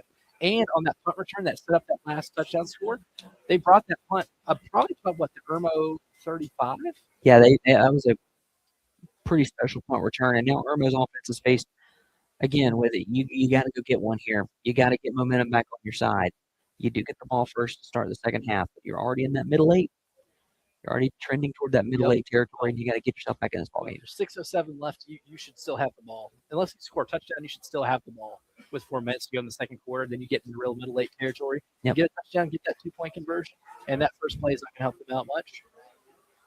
Drayvon Dobson Got unable rid to of the ball, got rid of the sack, got rid of it. He got rid of it. I don't know how that happened, but Irmo's offense is struggling right now. We'll take a break. We'll come back. More of the High School Scoreboard Show presented by PayMore coming up on the game.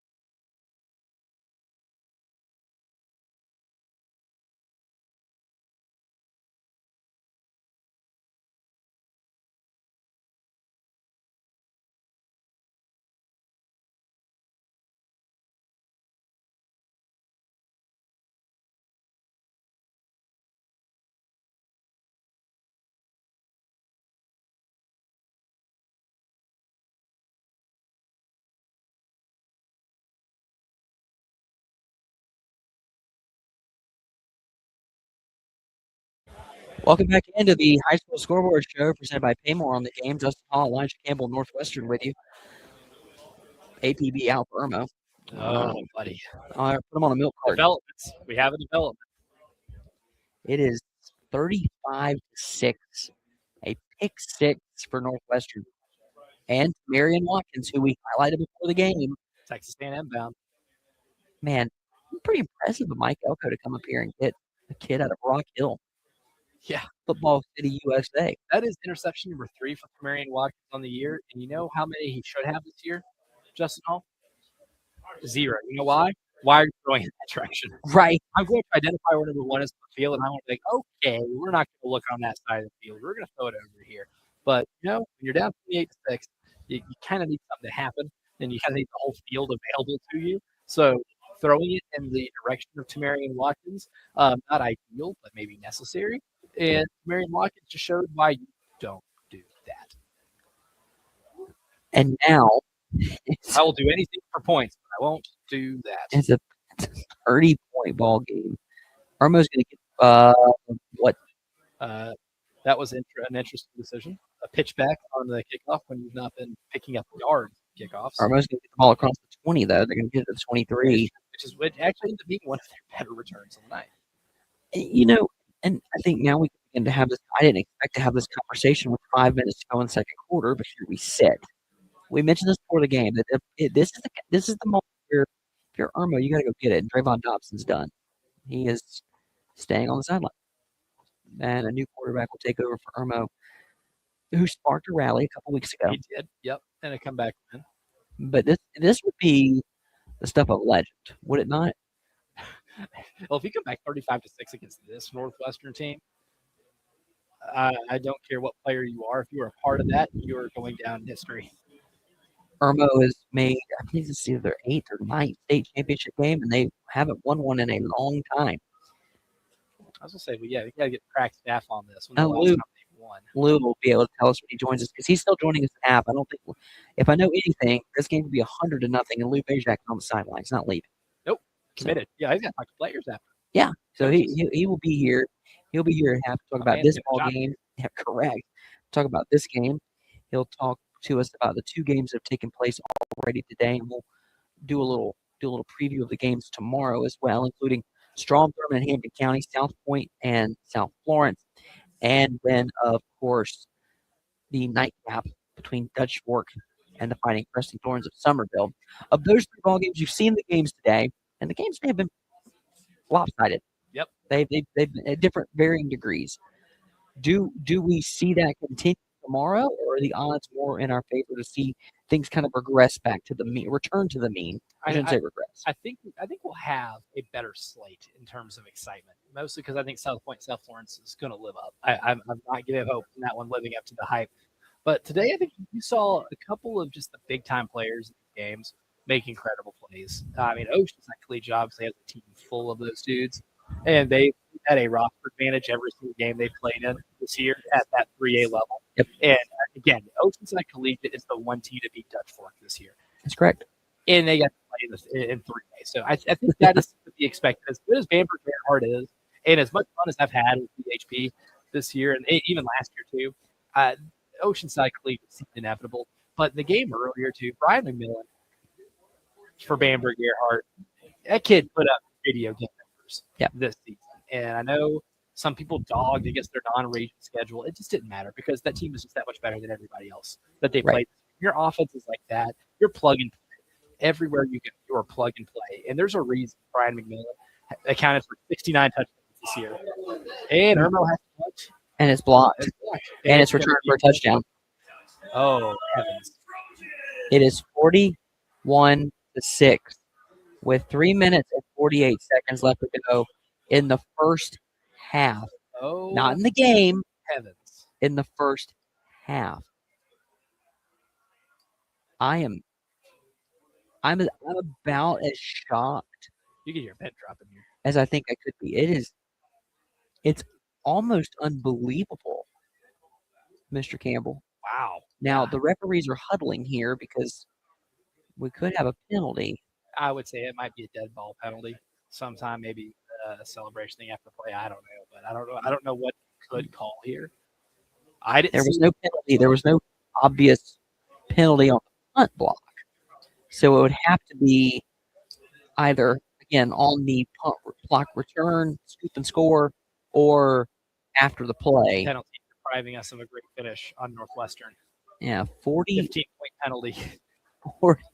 41-6. Northwestern has scored in all 3 phases.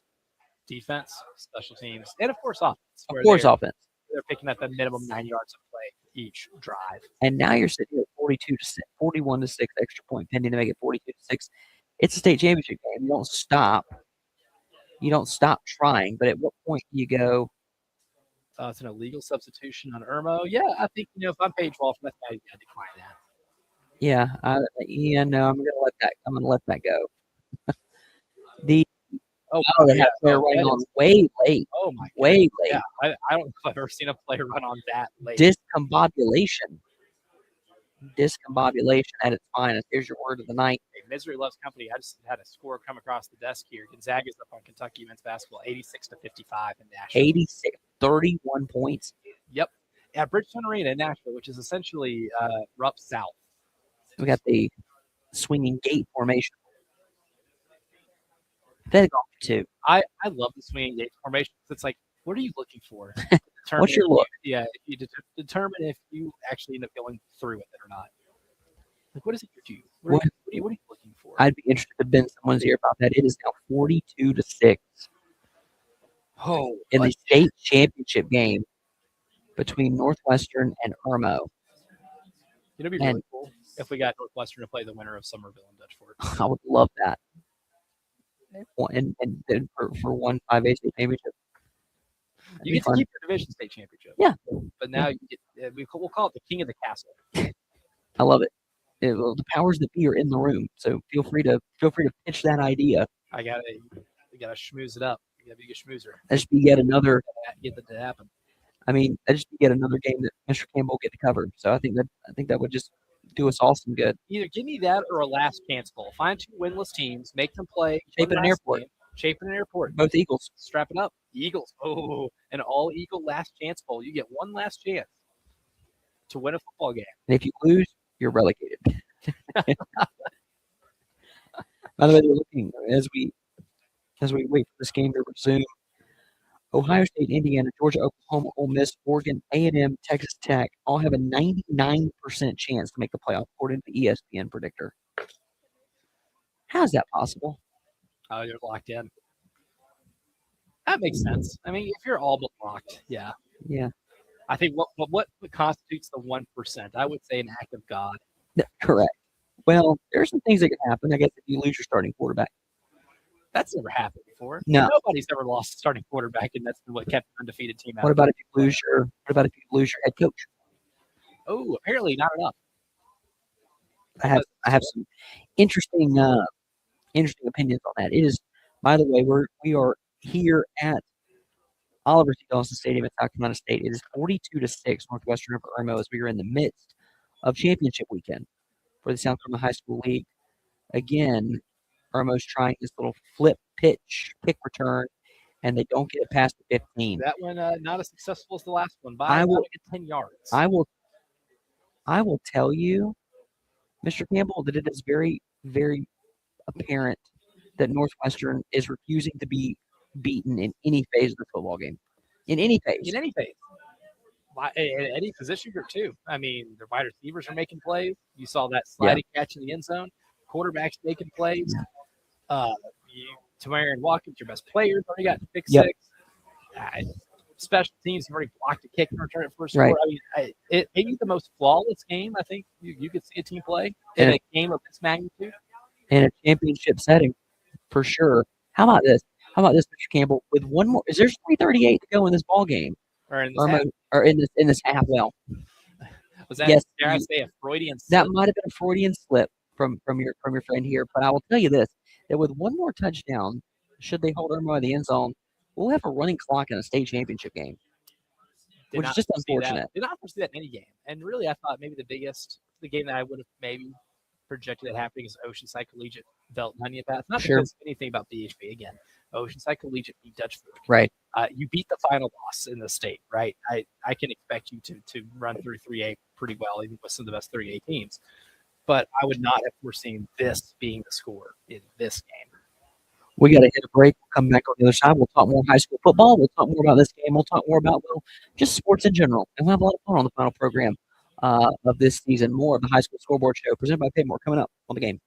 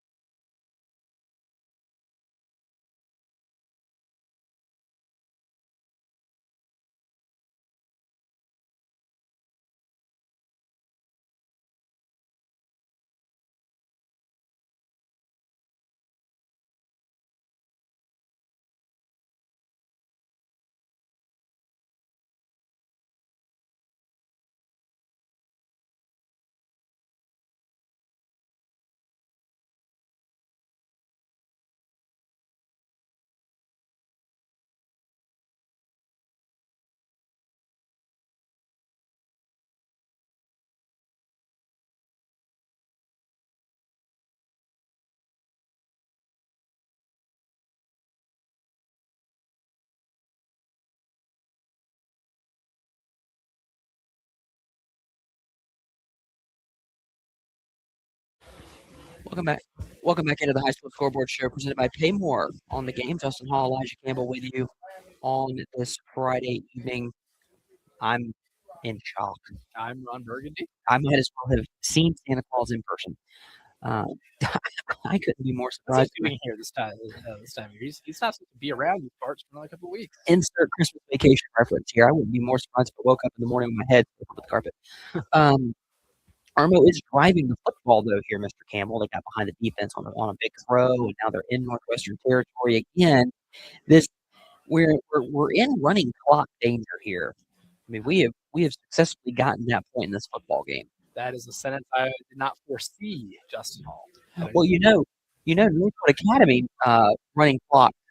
We did get that 2 weeks ago. Yeah, running clock Heathwood Hall. Yeah, Heathwood Hall had just a brutal injury in the first 2 drives of that game, and yeah, you hate to get to this point of the season and have an injury to a leader of the team that's been a quarterback in your program for 4 years. In terms of things that's maybe the most sad, it's not the fact they lost because you win, lose championship games. Yeah. But getting deprived of a good finish or anything like that, or a team seeing what they could have done with their best player, that was a bummer. And that ended up being 61-7, I believe. It did. It ended up being 61-7. We're in danger of that kind of score here tonight. So as we're covering this game, we're looking at the games tomorrow. Reminder: Lou Bezak will be joining us at halftime tonight to talk about this matchup. Well, what we can talk about this matchup, and then the 2 previous games. We've already crowned 2 state champions today. Congratulations to just like Collegiate, Bamberg, Gerhardt for getting wins today in their state championship games. Tomorrow we'll have Strom Thurmond and Hampton County. In 2A and 4A, we'll have South Point and South Florence. And in 5A, Division 1, we'll have Dutch Fork and Somerville. And the assembled media are certainly hoping for a better nightcap tomorrow night than you're getting right now. And again, I think that's all credit to Northwestern, Elijah, if you want me to be honest. Definitely. Irmo hasn't exactly played a poor first half. It's Northwestern's played well above their skis, and this is a high-quality program to begin with. If they're playing above their pay grade, then everyone's in trouble. I mean, the Jets would lose to this team at this point. Did he intercept that football? No, incomplete. He about did. Yeah, he just about did, my dude. I heard Chris Miller through the window. Insult to injury. Like interception. Is that an interception? I couldn't tell. This is a game that got sideways quick. And if you're looking at these games tomorrow, of the 3 that we just mentioned that are being played on Saturday here at the stadium at SC State, which of those games has the most likelihood of going sideways? Ooh. We said this one, I believe, but I'm talking like truly sideways. Truly sideways. Like you see a team really play well above their pay grade. Suddenly, everything's clicking. I don't know if I could see that in Strom Thurmond, Hampton County. I could see it in Dutch Fork, Somerville. I could as well. Just because that's what Dutch Fork does, right? I mean, if Dutch Fork in any championship type game, if I have to pick a team that who's more likely to make this a running clock game, Dutch Fork's always a good. Did you see Tom Knotts announce his team they're heading back to state last week, and the response was, "Yeah." Again, like, do you think they need to lose one or just not make it to one to kind of reinvigorate? No, they don't, because they just win them. Who cares? I was going to say, yeah, they seem pretty reinvigorated in general, but Jeremiah Cannon, by the way, with a strip sack there. Northwestern's got the ball back with 1:28. Here you go. Got a chance to go score here and make it a 40-point ball game. Well, a good night on first down is going to help you out a lot. Good. I mean, this is I got to be careful what I say here, but the intensity of Northwestern in every phase, at every level, on every side of the ball is astounding. Oh, those fellas are just having fun right now. The lack of it in comparison on the other side is just as shocking. Touchdown. Oh, but another sliding catch. Flood has made 2 sliding catches. One happened to be in the end zone. That one happened to be at the 3-yard line. We're venturing. I need to get when we get Lou back up here. I'll need to chat with him about this. We're on pace here, Mr. Campbell, for an all-time state championship performance. Now we're gonna have a running clock, so Northwestern won't get to 100, but they are going to be on pace for 100. They're literally on pace to drop 50 in the first half. They're not going to here. They're going to score here. Score here. Did he get in? No, actually, that was a suplex. They say short. Yeah, they suplexed him. They say short. Goodness gracious. We're under a minute to go here in the second quarter. Lou Bijak will be joining us at halftime at some point. Of course, he's down on the field, so I have to make his way up the press box. And I can confirm to you that the elevator is not exactly the quickest one. But if there's anyone that has learned how to teleport, it is Lou Bijak. If there's anyone who can be in multiple places at one time, It's Uncle Lou Bijak. it's Uncle Lou. There's no doubt about that. Who did you pick in this ball game? I think that was Irmo. I'm not going to rag him for it because I think it made sense. Touchdown Northwestern. I wouldn't brag on anybody for picking anything. In this No. game. Like, either way. I mean, you could have made a case either way for an outcome. For playing the 100 simulations game, the amount of simulations 53-47. you would get of Northwestern winning, I'd say maybe 53-47 is a good split. The amount of outcomes where it's likely that they're up by 43 points at halftime, maybe at single outcome, and we just happen to be living in that specific timeline. And you're looking at 37 seconds here until the break. If you're Coach Brand at halftime, your team's trailing by 43 points in a state championship game. Some of your young men are never going to strap it up again. Yep. This is it. What's your message to this team at the halftime break? Guys, it's been a great year. We have one half of football to play with each other as a team. And if we're going to go out, you're going to go out and have fun. We're going to have fun in the second half, right? We don't have to play with any more nerves. We can play with a little more reckless abandon, and we can go out there and just let it fly. That's all you got. What else are you going to do? have nothing else to lose because you've already lost. You know, Yeah, you've lost this game. I mean, you're not coming back in this football game.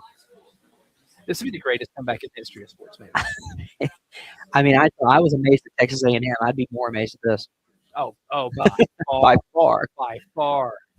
That's how many weeks in a row is that now? Me making a reference to that football game? I think we'll start off next year with that too. Nah, at some probably. point. At some Probably. I'll just open the show. By the way, guys, you remember that time that because it's going to live in all of our memories. This is one of the more. I'm going to go beyond just high school football. This is one of the more shocking championship game results I've seen. ever. And I've covered some high school state championships, some high school seasons in multiple states. Sometimes a blowout like this, you can see coming, you can clock it a little bit. Not this one. I've never been more stunned. I guess I will tell you that I did a preview show this year in the mornings on Fridays to talk about the games, and we had Coach Wofford on with us. Paige was on with us, and he was bringing kids back. They were doing a reading to the elementary school, and he was in the car, and he's got the players in the back, and so they're driving back. And I asked him a question, and he said, "Hold on, just 1 second. I'm in the drive-thru line at Bojangles," and he ordered. as Carolinian an interview as I can go. He ordered in the middle of the interview, and I had to ask him, Coach, why didn't you get the Cajun filet biscuit? But he ordered 2 large packs of the Bowberry biscuits. 2 large packs. My kind of guy. And then guy. he got to the window and they weren't ready, so they had to have him park. He parked, and he said, "Oh, that's okay. We'll wait." Like, no frustration at all. And I thought, this Cool guy's under going to win a pressure. state championship. Cool under pressure. You knew right then. You knew right then that this result was possible. Listen, if they tell you to wait on the Bowberry biscuits, you got problems, right? You're not happy. You're not a happy camper. He was fine. You never know. Unflappable in the face of controversy and in the face of hardship. Clock continues to run. We're going to go to the end of the first half, and Northwestern leading Irmo 49-6. Mercifully. Do we have an update on the JMU Troy? Was it 17-14? 17-14 at half. They're just about to start the second half. Tulane has scored a touchdown. They're still in the first half there. Okay. Tulane is up on North Texas 14-7. Boise State is up on UNLV in the Mountain West title game 14-0. Ooh. Again, UNLV not able to stop the run. And that's all Boise State does. I don't think Boise State has to throw the ball in this game. If you can pick up like 10 yards of carry, whatever, I think you're going to be in good shape to win this game. I'm interested. UNLV, obviously coached by Dan Mullen. Since his firing, Florida's on coach number, counting interims, 4? Counting interim, probably 4. There's only been 2. It'd be Yeah. Billy and now And some. John. Which isn't bad. I mean, Landy John's son-in-law isn't bad. Auburn wanted him. Honestly, good. Like crazy. That's a good hire. you had the Florida fans do the whole, oh, well, this is Sun Belt Billy all over again. We got back into it. G5, blah, blah, blah. Dude, A, who do you think you are? Also, I'm tired of the whole narrative of like Florida's like this, traditional blue blood that's supposed to be good every year. No, you are subject to the same type of like cyclical nature of college football that everybody else is. Because let's be honest with ourselves, in Florida's football history, how many dominant national championship head coaches they had? Two. They were Steve Spurrier, Urban Meyer. Two of those dudes are Hall of Famers, both of them. Unless you have a Hall of Fame coach, Florida is not at that level, right? That was my SEC media days last year in Dallas. I was talking about Florida's schedule, and it was such a bear. And Andy Staples goes, "Well, this is Florida. Why is that an issue? Florida." I'm like, "Well, buddy, Florida. Well, Andy's also Florida. He is, yes. I didn't know if you want to break it to him. Sorry, but the Gators their has-beens, right? Yeah. They are not the same anymore. Those days of just instant dominance are over. You are now subject to the same cyclical nature that everybody else is in college football. You are just like anybody else. Sorry, you are not the special boy SEC anymore. Welcome to reality. So that was the end of the first half. Northwestern stopped Irma for a loss. It is 49-6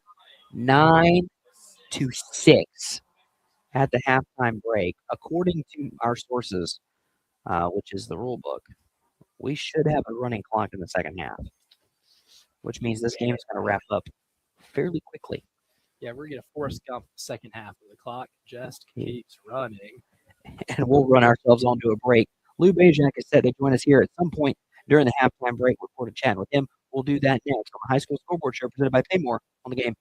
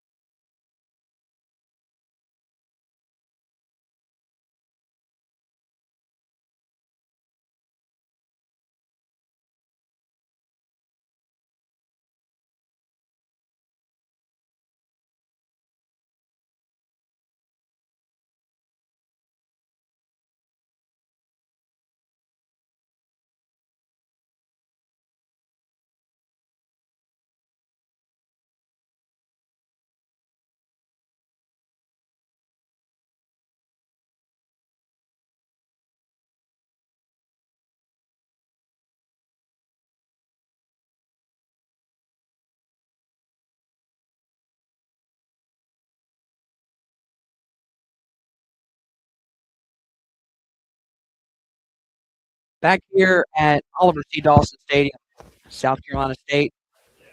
I haven't seen. That was Justin Paul, Elijah Campbell with you on a Saturday. I'm in the midst of greatness. Look at all these illustrious media members all around us. That's Chris right. Miller, They're Chris seeing Deering, we're Blue, Lou Bajak, I guess Elijah Campbell. I mean, allegedly. we're all gathered here, and I was expecting a great game. Lou Bajak joins us during halftime. Lou, I was expecting a great football game tonight, and if you're a Northwestern fan, you're loving this product. Northwestern has scored in all three phases of the game. Intensity level in the field. What have you seen from that Northwestern sideline? That they're pretty intense. I saw a lot of frustration on the Irmo sideline, especially near the end there. Some players, on each other. But it's understandable.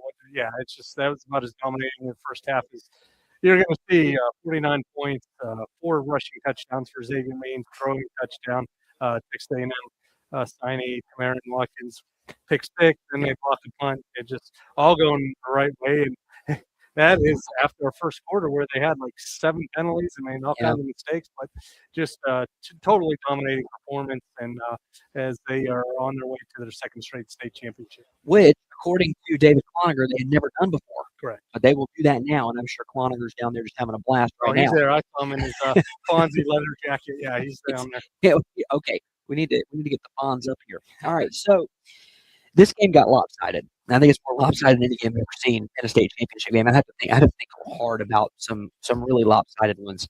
But today has been one of those days in these state championship games, Lou, where you really have seen just a dominant performance on one side of the football by what many would deem to be the favorite, except for maybe tonight's game. I thought this one you simulated out 100 times, looking like a 53-47 split. I thought coming in, these teams were pretty evenly matched. Do you expect that same trend to continue tomorrow? What's your outlook for tomorrow's games? I don't know how the weather's going to play into that earlier in the day. A little bit. I think it's going to be okay, but yeah, I think South Florence has the potential to be the best game of the weekend, and hopefully it will be.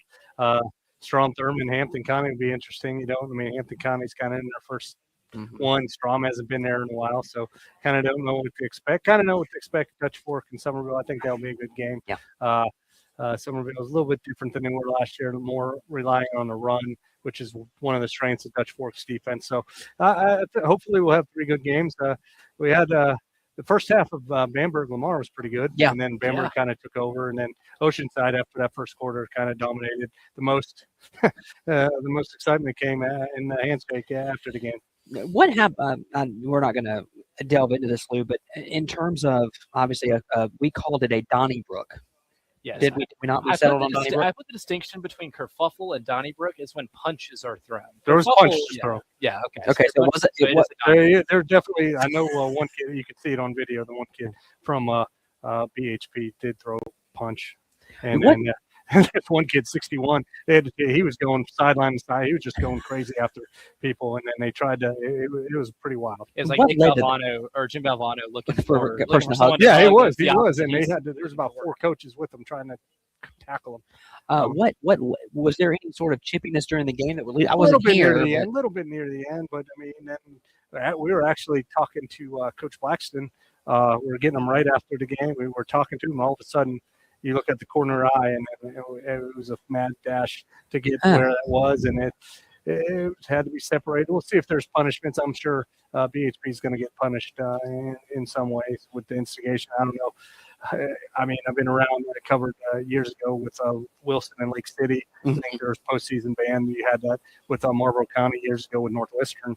And then, so we'll see what kind of postseason or sanctions to be handed down.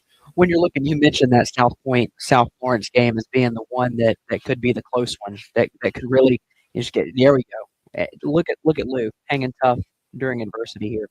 That South Florence game could be the best one of the day tomorrow, in your opinion. If we're looking at that game, those 2 teams, I feel like they're just so diametrically opposed in how they want to approach that football game. Yeah, I feel like Coach Marlowe would be perfectly fine with that game being in the 40s. Meanwhile, South Florida would like to keep it in the 20s. If we can keep it there, we'd like our chances. I think they like the shooter. I think South Florence fine with just ramming the ball. A lot of quarterback power with Messiah Jackson, and they'll run the ball.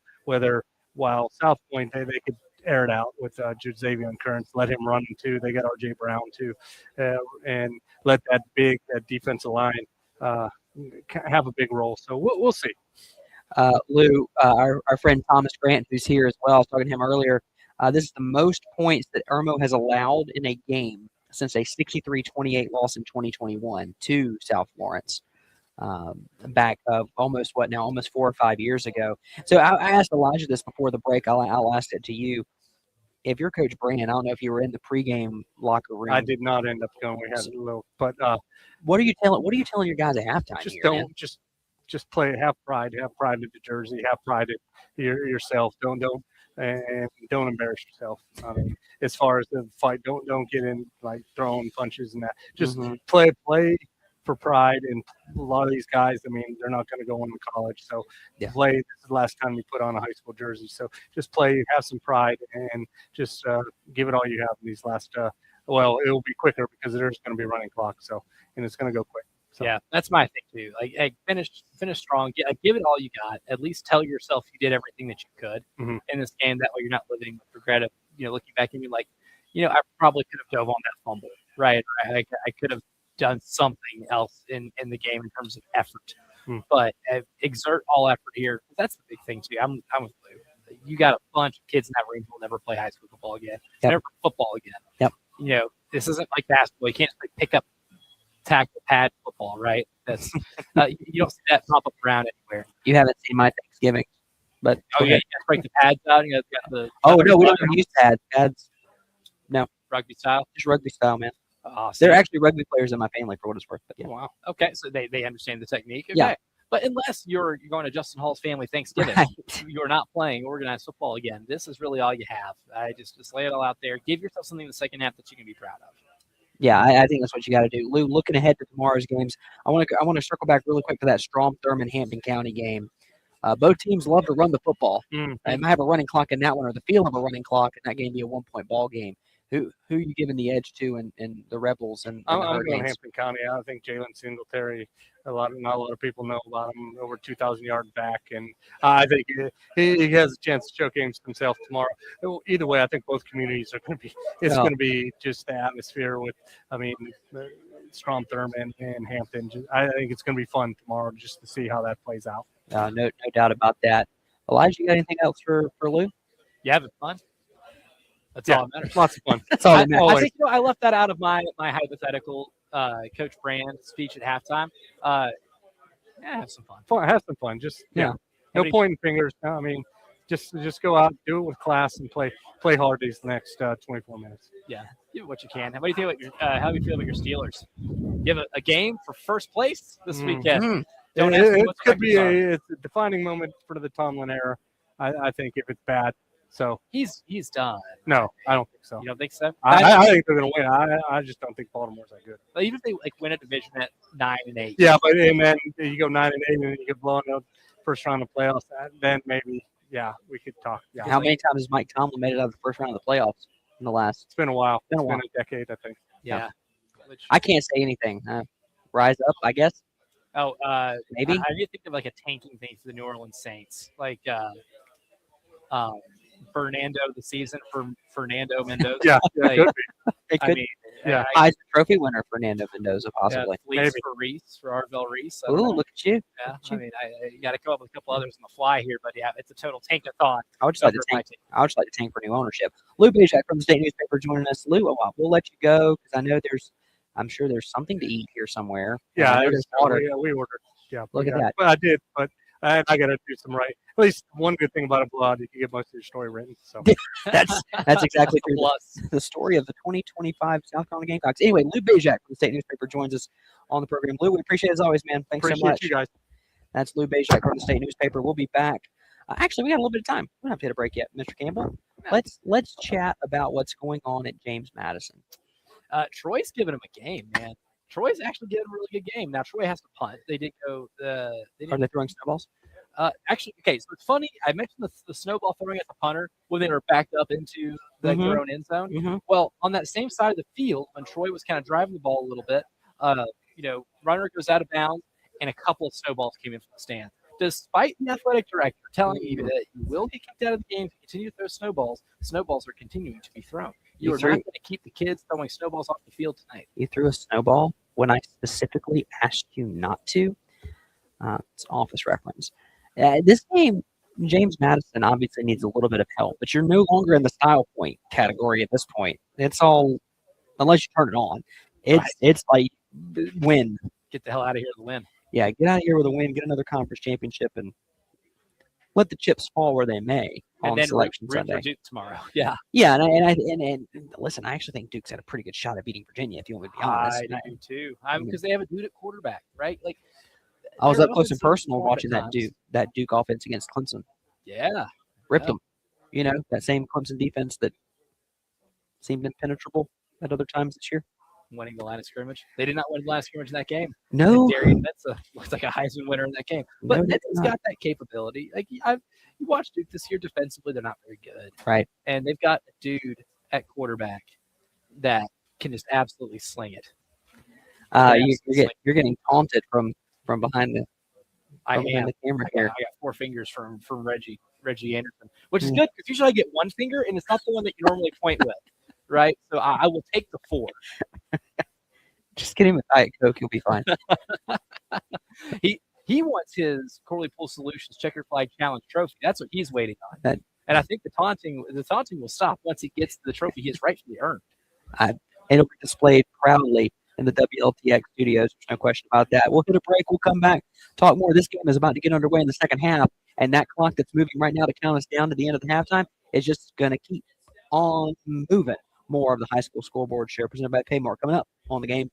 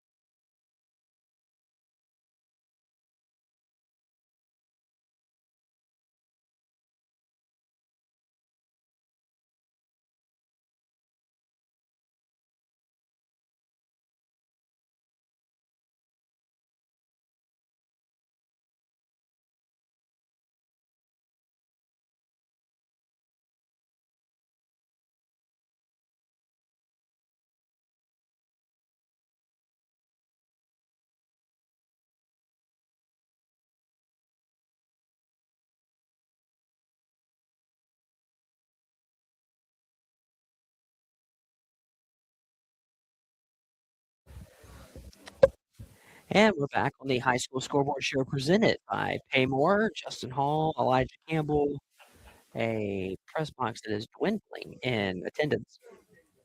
Mr. Campbell, It is. it's thinned out. He was pumping in here earlier. It was moving. There were a lot of people. There's pizza. There's still, hold on, let me look. There's still pizza. A piece of what? I love pizza. Ah, yeah.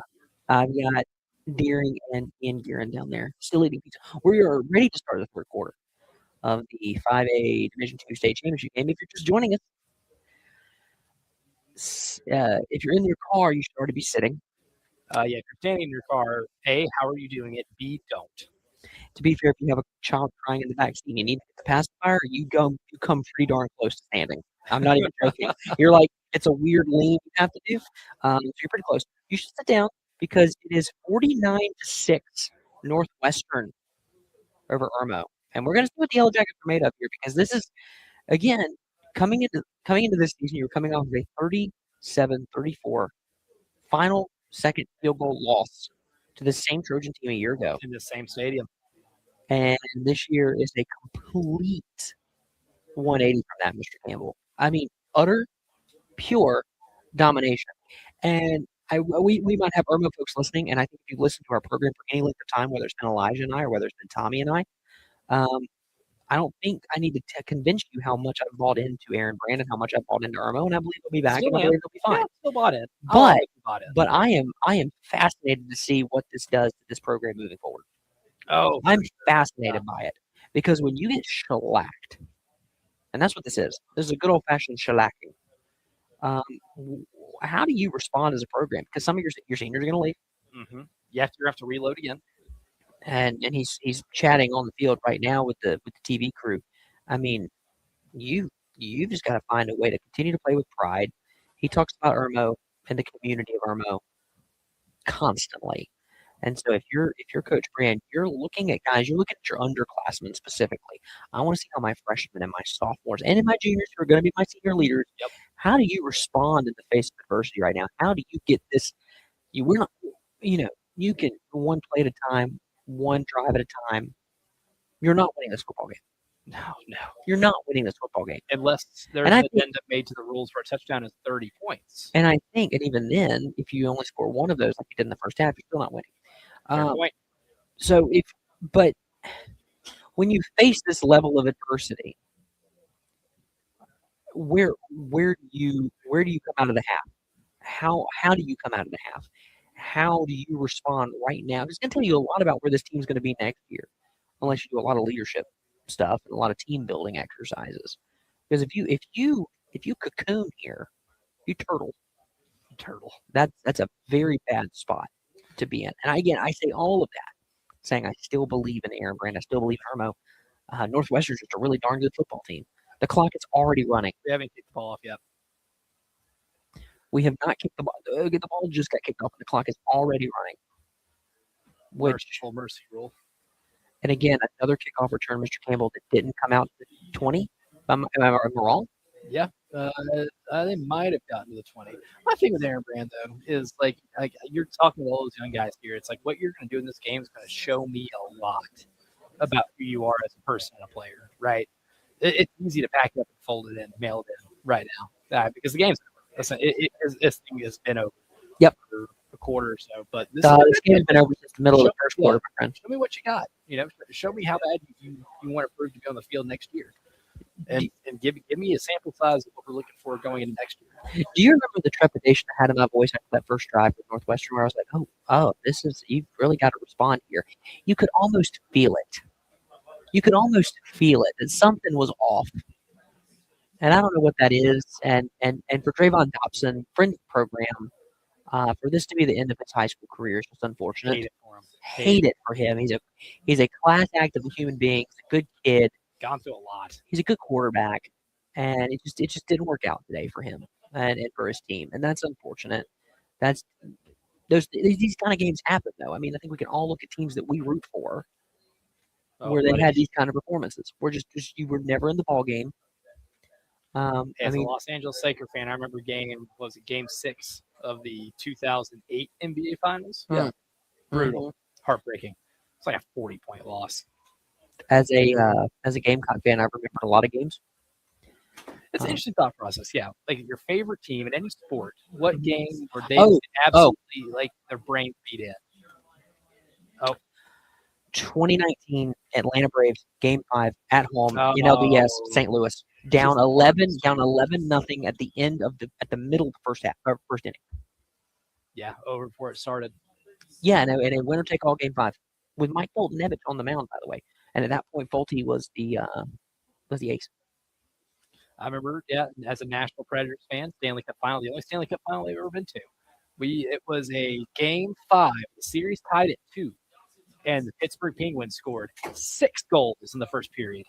Not 1, not 2, not 3, but take that 3 and multiply it by 2. 6-goal first period. That thing was over. I will give you another one. South Carolina, Texas A&M 2014. At the beginning of the year, too, when you're a preseason top 10 team. Mm-hmm. Not ideal. Not ideal. So you have these moments, you have these games, and again, this is the end of the road. So there's no next week. A lot of references have been made tonight. I'm trying to set a record. It's our last show of the year. I got to set a record. You're well on your way. Irmo's trying to get up in midfield again. That's what I'm talking about. Leg drive there.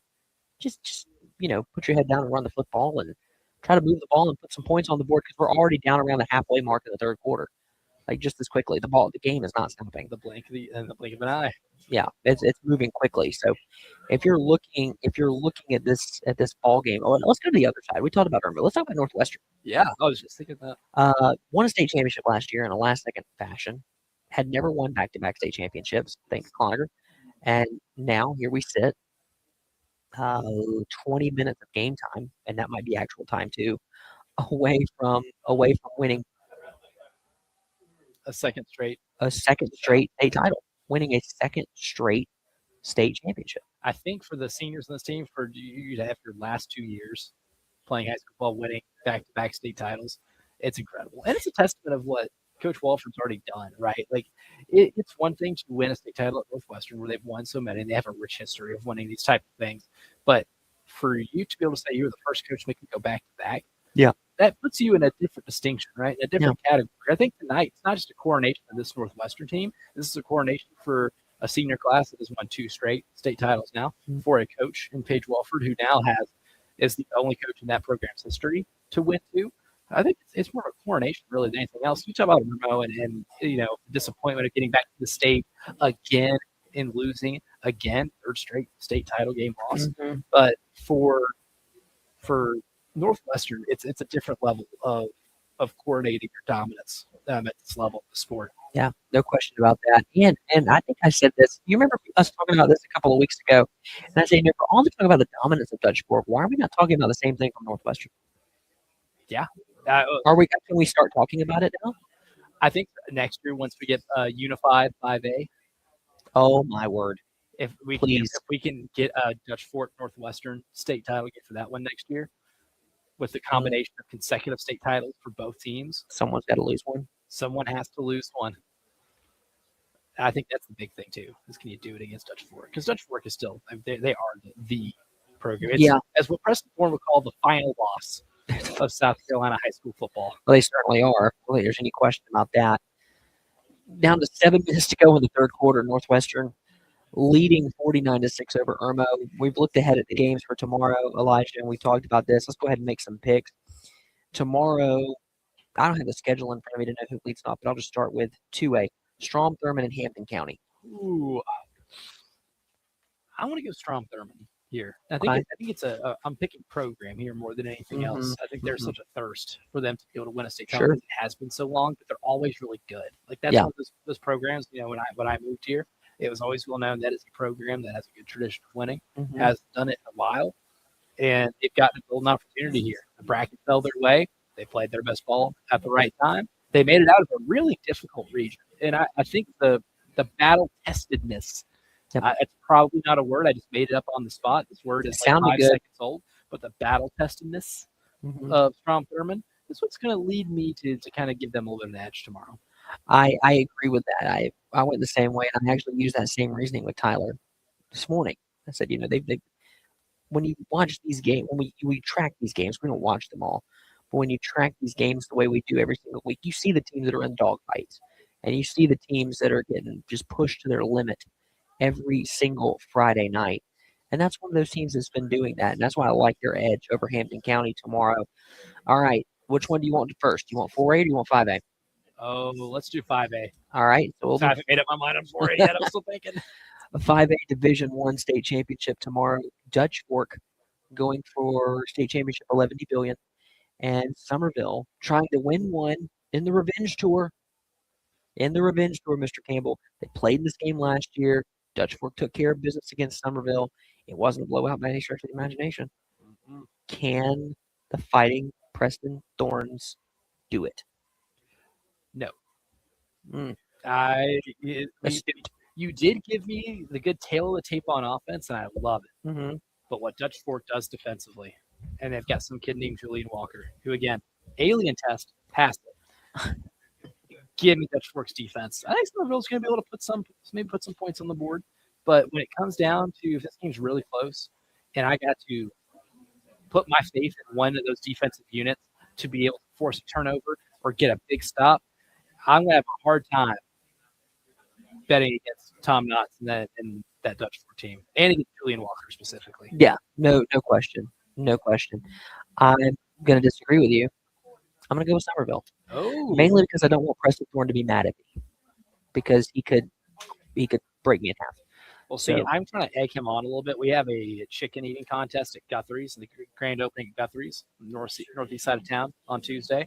Xavier Leggette's going to be there. Let me know how it is. I've had Guthrie's once, but never in a full sit down moment. So let me know how the I'm going to chicken have is. more of it than humanly possible because I'm not losing that. Are you- it's the going chi- to it's- an eating it's the contest with tenders? a former defensive lineman in the SEC. I'm out of my weight class here. You're punching up. I'm punching up, and I got something to prove here, and I'm going to abide by my normal Thanksgiving Day strategy, where the meal is not over when I'm full; it's over when I hate myself. And the levels of self-loathing on Tuesday are going to be so high because I cannot go into the studio on Wednesday a loser. I can't. You're like the Grinch 5 o'clock, Wallow in self pity. Yeah, I'll I be- could see it. That'll be like a 5-hour event for me on Tuesday. I'm going with Somerville I know though, it too. because I read the tail of the tape with some conviction, and at some point, right, they can't win all of them, right? He asks, question mark. I'm Ron Burgundy. And any takers here? Anybody? I mean, I'm just, you can't. It's impossible. Ramonda's over here, and she's not going to weigh in on this because in her position. But I'm just posing the question that Dutch Fork can't win every state championship for the rest of time. Like eventually, right? Someone gets them. Why not Somerville? I don't think you're getting a lot of biters on that one. You know what? You're That's getting fine. a lot of- You know a how lot of many? You know how bites many? in this room. I am going to be recognized as a genius ahead of his time. And finally, 4A. 4A, South Florence, South Point, tomorrow afternoon. Which game which game are you more interested in? Georgia, Alabama, or South Point, South Florence? Because they're going at the same time. Ooh, and you know what? And do it by weight class. I don't care if it's college and high school.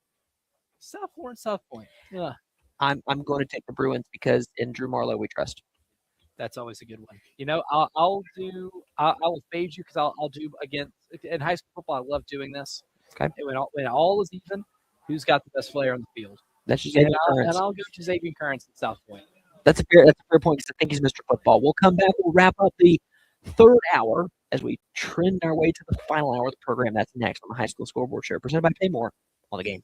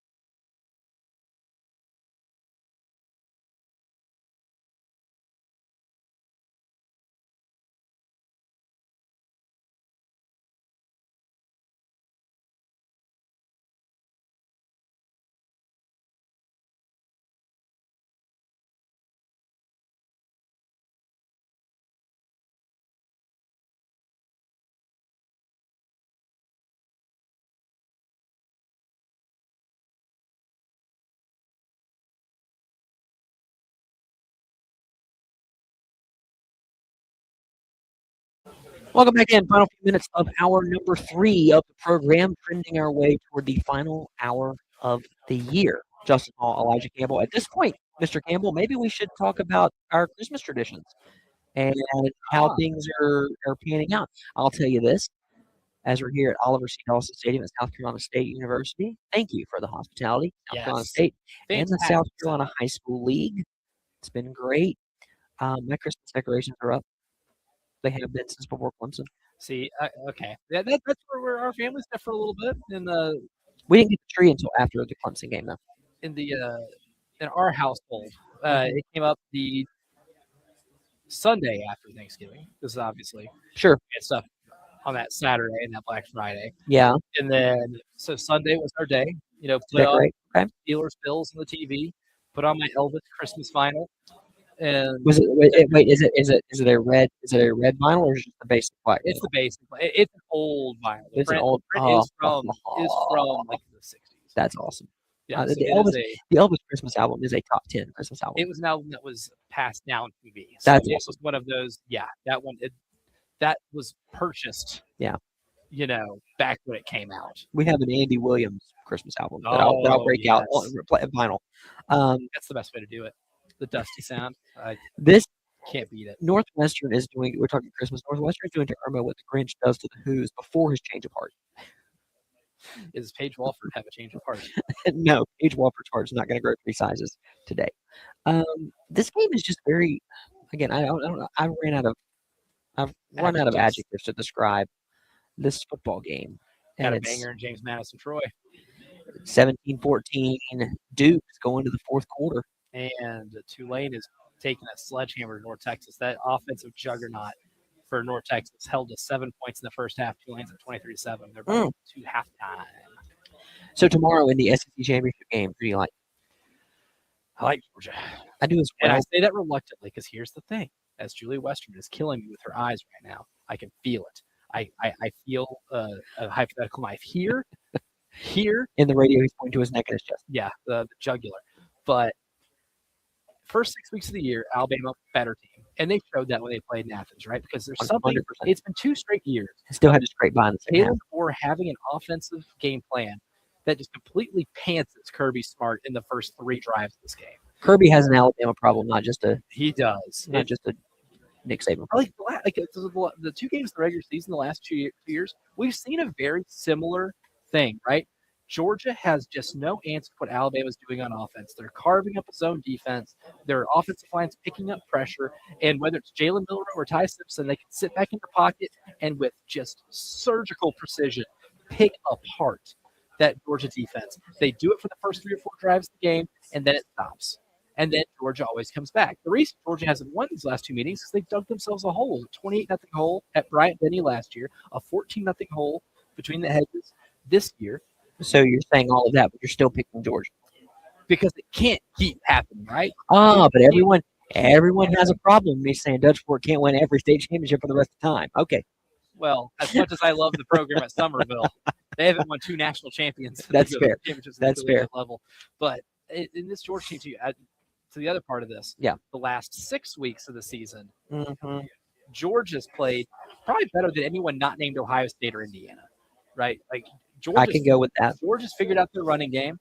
Yeah. Their defense isn't as susceptible to getting beaten over Mauled. the top because they got mauled in the first 3 quarters against Ole Miss. They got mauled in the Tennessee game. If that Tennessee kid wasn't scared to death before he kicks that field goal, that game is at least going, Tennessee's winning that football game. Oh, man. The fear in that kid's eyes, I can feel You can see it, I yeah. can feel it through the screen, right? Yeah. There's a lot of ifs, and I understand ifs and ands or pots and pans, the world to be one large kitchen. Definitely. But Georgia's defense was a liability in the secondary for the first part of the year. Mhm. I don't think that's the case anymore, right? And they have to prove it the first 3 drives against Alabama, because if Alabama goes up and down the field and not needing to run the ball to put up 14 early points, Georgia's not coming back from that because Alabama's defense is good enough to keep you at bay. No question about that. I'm going to go with Georgia as well because Alabama doesn't run the ball, and they're not going to. So quit asking. Won't do And it. they, They just haven't needed to. That's the thing, too. They haven't really been in a game where they've really which needed then raises the question for me, Mr. Campbell. If I look at the playoff field, by the way, going to the fourth quarter, Northwestern up 55, or no, not 55, 6 in fact. Very nice of you. It's a 49-point ball game. Anyway, let's say this plays out the way we think, and Georgia beats Alabama. Is Alabama still in the playoff? Yeah, they're still Okay, what if the unthinkable happens and Georgia kind of knocks them around a little bit? Let's say your margin's 21 or more. I think they're still in just because you did beat Georgia, so that's still on the resume. I'm not wish casting an Alabama exit from the playoff, by the way. I'm just asking. That'd be nice. That would be, but what Alabama's done in the regular season in terms of the amount of ranked wins they've accumulated is as much as anybody in college football. And that has to mean something. And you count ranked wins at the time they're ranked, correct? I count the game how they are right now. How they are right now. So Missouri and Tennessee didn't do them any favors. Because I don't like counting them if they're ranked at the time because those certain things can age poorly. Yeah, they could, but you also might be the reason why the change was inflicted. Well, if you're close enough to the end of the top 25, then it's a little bit harder to spice. Yeah, I'm with you. Yeah. I'm with you. And then looking at Indiana, oh boy, we have boy. A celebrity shot. Oh boy, Reggie Anderson, the defending. That thing works. Hey, how many state titles is Dutch going for?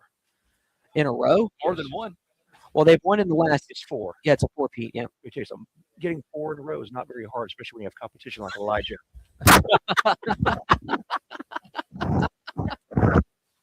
That's I'm a mic drop. Undersized at my position, I would say. It's fair enough. A little undersized. By the way, Reggie, it's their second 4-peat in 9 years. Shooting for that to do. I mean, Reggie's biggest competition in the checkered flag challenge is obviously Jen Jensen. Well, he hasn't had a full season of me. I came in as an interim, right? We had a lot to deal with. Correct. My biggest competition this year was Preston, who doesn't even know which end of the car the gas goes. I mean, seriously. Well, hold on. Which gives me hope. Elijah is so upset with the results that he's literally changing the game in the offseason.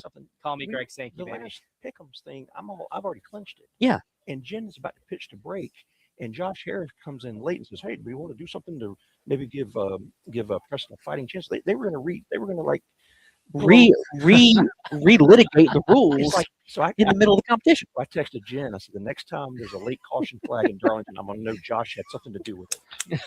I mean, seriously, it's confirming some strings, confirming all of the NASCAR conspiracy theories right there in that moment. Josh, I mean, all the other NASCAR owners just like that boy. Way to go. I mean, that's what you do if the race is boring. You need a flag. You spice it up. Throw a roll bar out of the car, or New Hampshire, 1999. There was no caution flag. You turn a raccoon loose on the track or something. I mean, somebody got a raccoon somewhere. Well, usually it's dinner in Darlington. It's NASCAR in Darlington. Okay, that come from there. Yeah. How you guys doing? Doing good. How are you? Enjoying the ball game? I mean, enjoying the festivities. I mean, it's a great environment here. I mean, are you going to be back tomorrow? Yeah. Which of those 3 games tomorrow you think is going to produce the best product on the field? South Point. Well, I'm going to take Dutch Fork out of it because that's who we cover. So right. But I think South Point, South Florence potentially has a chance to really have some fireworks. I'm saying in Drew Marlowe we trust because I really like Messiah Jackson at the quarterback position. He's very much Cam Newton-esque, but going up against who I believe should be Mr. Football. Do you have a vote in that? No, of course not. Of course not. Why do they let you vote? I mean, I would vote for nobody but people from Darlington. You're our Darlington Falcons. There's a reason they have that moniker. I mean, Josh Harris is the only one who can rig something. I can cheat too. That's fair. That's fair. All right, I got to run. If you're not doing it, you ain't trying. Yes. Enjoy it. See you, Reggie. You guys on every Friday night when I'm driving back from games. Listen to you guys. I had to give you your scores before you go on the air. Yeah, how much do I want to know what's going on? If we can help you out, that's all that matters. We can help Reggie Anderson out, then we have done a public service. Special guest appearance from Reggie Anderson for WLTX. We'll be back. Final hour of the program, final hour of the season, coming up next on the High School Scoreboard Show, presented by PayMore on the game. 4's up.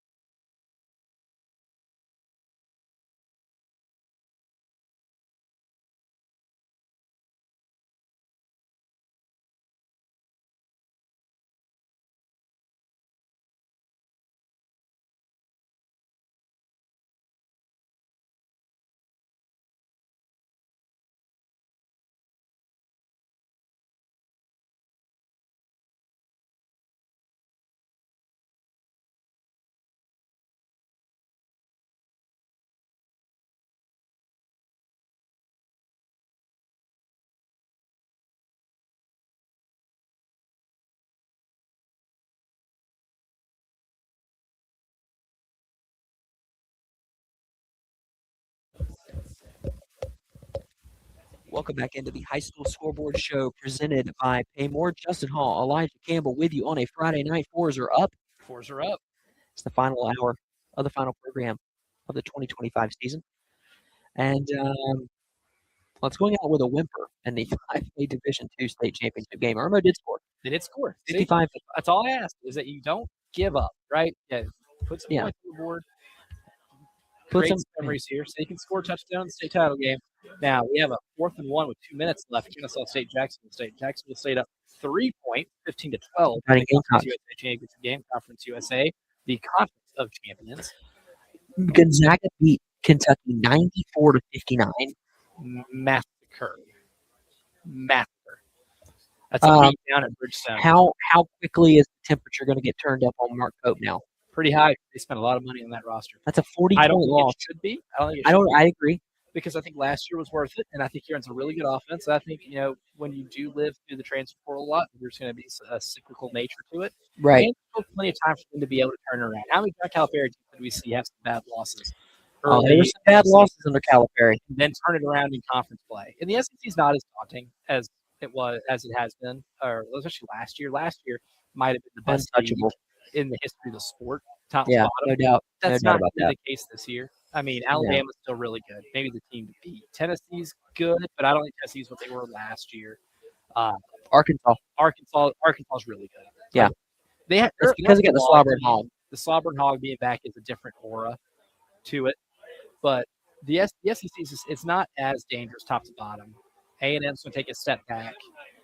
Texas is taking a step back under Sean Miller. They have not impressed me at all. Yeah. Ellis improved, but he's eating at Halls.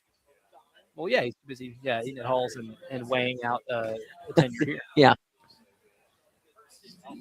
I think a player who doesn't normally get some playing time made a big play right there for Northwestern. Got him a first down. And kind of bulldozed some guys going in, and now you're looking at a situation here. Bailey May, a senior. Number 89. Good for him. That's a memory right there. Get you a catch, get you a first down, and the waning moments of a state championship game. No doubt about that. It's clutch because it's a fourth quarter. 5 minutes to go and counting, and by counting I mean continuously. I'd have to remember, Mr. Campbell. The second half started at 9:30. I believe so. It is 10:03, and there's 5 minutes left, and we will be done at 10:08 because that's how math works. Promptly, because the clock has not stopped one time. And, I would say I'm not going to take anything more away from this game other than Northwestern, really good. Irmo, not as good tonight. I think that's where I'm at with this. It's not well, the first drive really didn't bode well for the flow of the game. You were behind the sticks, procedural penalties. And immediately, I'll tell you what happened. We thought coming into this ball game that Irmo's defensive line would be able to disrupt and cause chaos and put Northwestern in a bit of a blender. What actually happened is Northwestern's line got home and put Irmo in a blender. And on the offensive side of the ball, you saw Northwestern really be able to play the edge. That's a quarterback wearing number 37. I love it. Yes. Yes. I mean, ultimately, in a normal scenario, I don't want my quarterback being any number over 19, but beside the point, Northwestern was able to get the ball out on the edge, neutralizing that Irmo pass rush in a fantastic way. This is the importance of dictating the terms and conditions at the line of scrimmage. I think tonight's game is a perfect example of that. Carson Burgess, a freshman, is number 37 playing quarterback for Northwestern here right now. And again, it's going to be a free-flowing last few minutes here, 4th and 19. Is this Northwestern's first punt? It's the first punt that I recall seeing tonight. But it's the actual first punt or not sure. But it's the first punt that I recall seeing. Yeah, and we've been watching this game pretty intently because there's no other game on right now except for the college games that are on our small screen here. Kennesaw State and Jacksonville State at the 1 minute mark. Yeah, they're just reviewing it past too. Kennesaw State had a quarterback go down. His knee was down as he was throwing the ball, but they called it intentional grounding. They were just reviewing the play. I don't know if they're upholding that. It shouldn't be because if your knee is down, that is a sack. And I guess Kennesaw State's coach is taking his second timeout to stop the clock. Yeah. But there's 1 minute 7 seconds left, and They're behind the sticks, but they are in a long field goal range. For Kennesaw State can maybe send us into overtime for an exciting game tonight. They could. They could. This game on the screen again, running clock in the fourth quarter, 2:40 to go, as Northwestern punts it away for possibly the first time. Again, we'd have to do some research on that. By the way, the Toronto Raptors fall to the Charlotte Hornets tonight, 111-86. Go Bugs. And I can tell you that off the bench, Colin Murray Boyles played 19 minutes tonight, finished with 7 points, 2 boards, 1 assist. He did turn the ball over 4 times. Not a good night. He was better last night when they beat the Lakers. Yeah. Lakers on a 2-game. Or no, they did not beat the Lakers. Sorry, scratch that. Should have beaten the Lakers. Rui Hachimura hits a shot at the buzzer to win. So this is the second of a back-to-back. He had, I think, let's keep it up with that game. I think in the fourth quarter he had about 10 points in that game as one of their leading scorers. But, yeah, not a good night for the Raptors. Gamecocks would like to have the kind of playmaker of a Colin Murray Boyles right now to kind of sort of maybe another big as well. I think if this team had maybe BJ Mack. If this team had Colin, they would be in a really good spot. I mean, that could be a tournament team. If Colin had this many shooters around him and they shot more consistently, then you're building a team that could. Oh, no doubt about it. Because they're missing Colin's defense more so than anything. Colin popped in the NBA and immediately off the bat is an incredible defender. Yeah, no doubt about that. 2:24 to go in this football game. It's 55-13. We've had a running clock for the duration of the second half. Northwestern has scored on the offensive side of the football, the defensive side of the football, and on the special team side. Mr. Campbell, the age-old axiom, there are 3 phases of the game, and Northwestern has dominated all of them tonight. Soundly. Yeah. And that's how you get the 55-13 result, right? Yeah. Is that. Oh, and then scoring, 55 of the game's first 61 points? That is correct. Irmo missed an extra point. It was at that point 14-6. 14-6. And so closest it got since we started scoring in this game. 41-7 runs since that moment, as we're under 2 minutes to go. Again, tomorrow at noon, South Florence and South Point tangle for the 4A state championship. South Florence going for another one. In 2A at 4 o'clock, you get Strom Thurmond, and you get Hampton County. And then the night cap tomorrow night is Dutchford and Somerville. That will take place right around the time this game started, about 7:30 tomorrow night. And I think that one, Mr. Campbell, because it'll be in the evening, I might be interested in Duke and Virginia, but I'm going to really be keyed in on that football game. 100. Because, I mean, I against all odds tonight have picked Somerville to win that ball game, much to the chagrin of every media member in this building, apparently. That's right. Dare have the temerity. We doubted you and Somerville. Let this be some bulletin board material, my dudes. Hey, you guys are just bowing down. I'm not doing it. Kennesaw State just converted a 4th and 14 And on got a flag. quarterback run. And got a late hit left. And got a late hit flag. Yep. Into a concrete wall. Oh, they're in range to score a touchdown. Kennesaw State, the Owls. Drayvon Thompson taking off for Irmo. And that nice run. There you go. That's all right. There you go. With 40 seconds to go. No huddle, get you in the end zone. This is high school football. I'm telling you. If that's the last play he runs as a high school football player, you take it. Off on a good note. Yep, absolutely. There's no doubt about that. Unfortunately, it's just not going to be enough for Irmo. And now we're sitting here looking at 3 state championship games decided, none of them by less than 2 scores. None of them by less than 2 scores.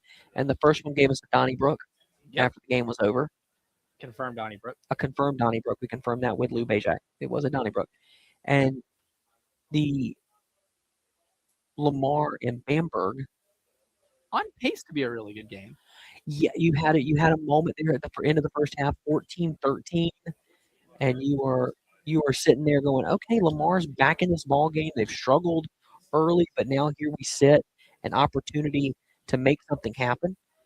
And they go to the half, and then coming out, Bamberg Earhart turned the ball game on its ear in that second half.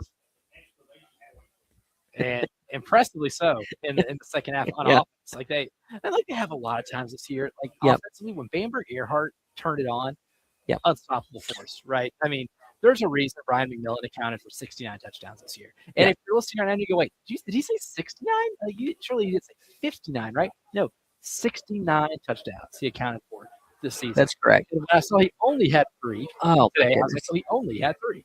He scored. He's just been a magnet to the inside. Irmo took a shot to the end zone here with 20 seconds left. It was an interception, and that interception is going to be the final play of this football game and the final play of the season for Northwestern and 5A Division II. The Gatorade is making its way over. Oh, you gotta be careful. Dangerous game. It's cold and wet out here. Pneumonia City. The time runs out, and Northwestern, in dominating fashion, takes down Irmo 55-13. And we're going to get a handshake line here. Oh, Paige Walford missed it. He ran away from it. He's The trying noble- to run away from The it. noble rabbit is quick. They missed him. He says, I don't want pneumonia today. No, sir. Oh, they got him with a backup. We got him. He said, y'all, it's cold out He's here. not. I don't think he's very thrilled about that. Again, I remind you folks that Gotta have that he Campbell soup talked. at home. He talked to us on the preview show a couple of weeks ago, and he was graciously waiting in line for his Bowberry biscuits, and that's when I knew that this man was going to win a state championship. Congratulations, Northwestern. Maybe the most dominating performance I've seen in a state championship game. Oh, for sure. I'd have to go back a ways to find a more dominating performance. I think maybe the only way that Coach Walford would have drawn it up is if they didn't give up any points. No question. The only way. No question. And Northwestern has now won back-to-back state championships for the first time in school history. If you're hearing that cheer, it's the Fonzie leather coat of one David Cloninger cheering on the sidelines. He had to break out the Fonzie coat for tonight. I think now I think we focus more on Northwestern than we do Irmo. We're at the point now where we need to really start putting Northwestern in that category in the same breath. Maybe not the same breath because it's not extended, but in that same stratosphere of their other 5A counterparts, Dutch Fork. Yeah. Oh, for sure. And that's what's going to make next year so exciting, too, is we're kind of back to a fully aligned, united 5A, right? And some could move out of it, by the way. There are some Yep. teams that will be classifications will change, regions could change. So it's kind of the end of this little short era that we've lived in where we have, for whatever reason, decided to have 2 5A state champions. When you've got as many great teams in 5A, Elijah, as we do, you got to have one champion. Yep. I want to see that one champion. Look at Reggie Anderson make his way all the way down there on the field. Look at him. He's already down there doing his job after taunting you. That's right. The man stays busy. He's a multitasker. It's a Taunting me. long conversation between Coach Brand and Coach Walford right now. Love to be a fly on the wall for it. Long conversation. And how about these kids from Northwestern, back-to-back state champions? If you're a senior, you go out on top of the world back-to-back years, and you end your high school career losing. Did they lose a game last year? Stats and info. Ooh. I don't know if they did or not. Yeah, I don't know if they did either. But I mean, if they did, it's no more than 2. Yeah, no more than 2. I don't think they lost more than one game last year. I think it's more than 1. An impressive run for Northwestern right now. And we will hit a break. We'll see more of the trophy presentation here in the stadium. We'll recap this game. We'll preview more of tomorrow's games and a lot more here in the final hour of the High School Scoreboard Show presented by PayMore on the game.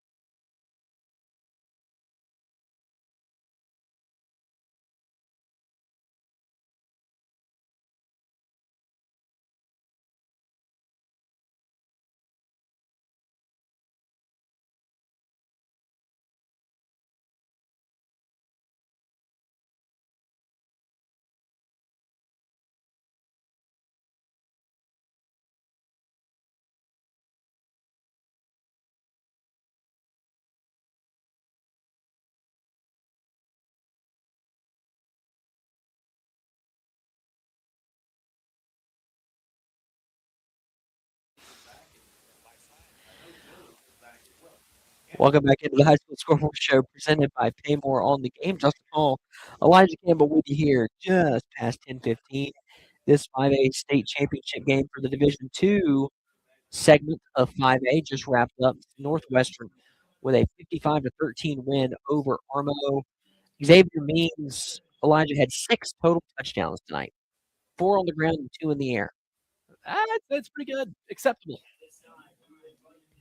And then they're doing a trophy presentation on the field now. I did a little background research here in the last break. Northwestern seniors, if they played for 4 years, they lost 5 games. 5 games in 4 years. Yeah, acceptable.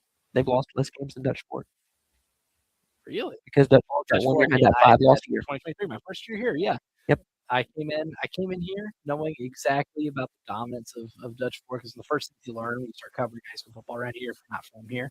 So one of the first things I was really introduced to was the stranglehold that Tom Nuts, the program, has on the state. And then my first year actually covering it for the Lexington County Chronicle, they won 5 games in the regular season. At one point, they were like, what, 2-5? They were After 2-5, and they lost on the road to White Knoll. They were 2-5, and then they never lost again. Remarkable. That is remarkable. And then, and you know what? Preston and I have talked about this a lot. I think if you true serum, Coach Knotts, that might be his favorite state championship ever. I would agree with that. There's no question. And so now we can turn our attention. By the way, Kennesaw State up on Jacksonville State, 19-15 with 22 seconds left. Jacksonville State fans with the Surrender Cobras in the stands. So if you're looking at the games coming up tomorrow, we've talked about them ad nauseum, it seems like, tonight. I will have you note, ladies and gentlemen, that this Northwestern team has played both South Florence and South Point. South Point mounted a 15-point fourth quarter to come back and win over Northwestern. Northwestern took it to South Florence at South Florence last year, or just earlier this season. Trophy presentation taking place. And how about this, Mr. Campbell? I'm able to see this. A lot of Irmo's team is still on the sideline, and they're going to get the second place. They're going to get that silver after this ball game, and really a hard pill to swallow if you're an Irmo Yellow Jacket, if you are an alum or a fan. I think you went into this game as I did. You thought this game would go differently than it did.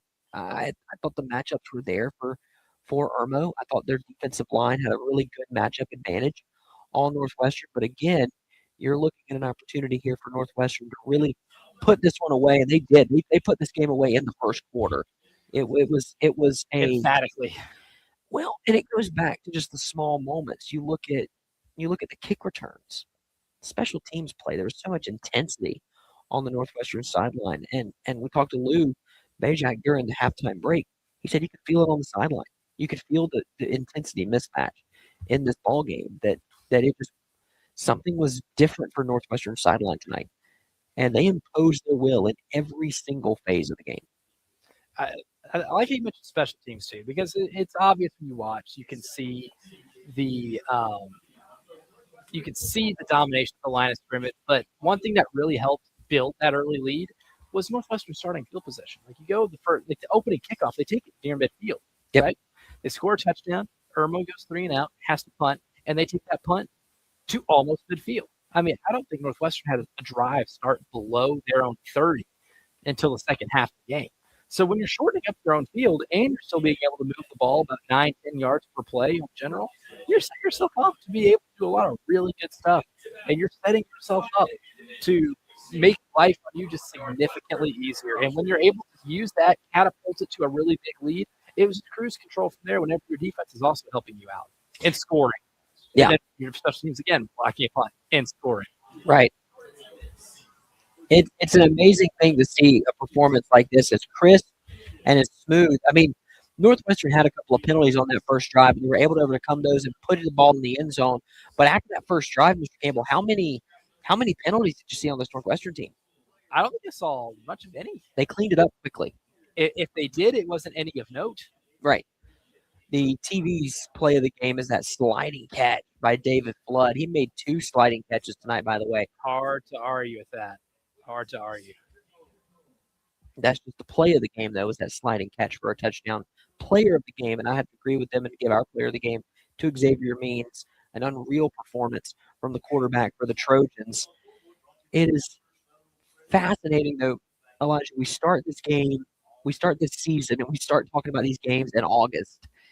And here we sit in December, and I look at who's won a state championship so far.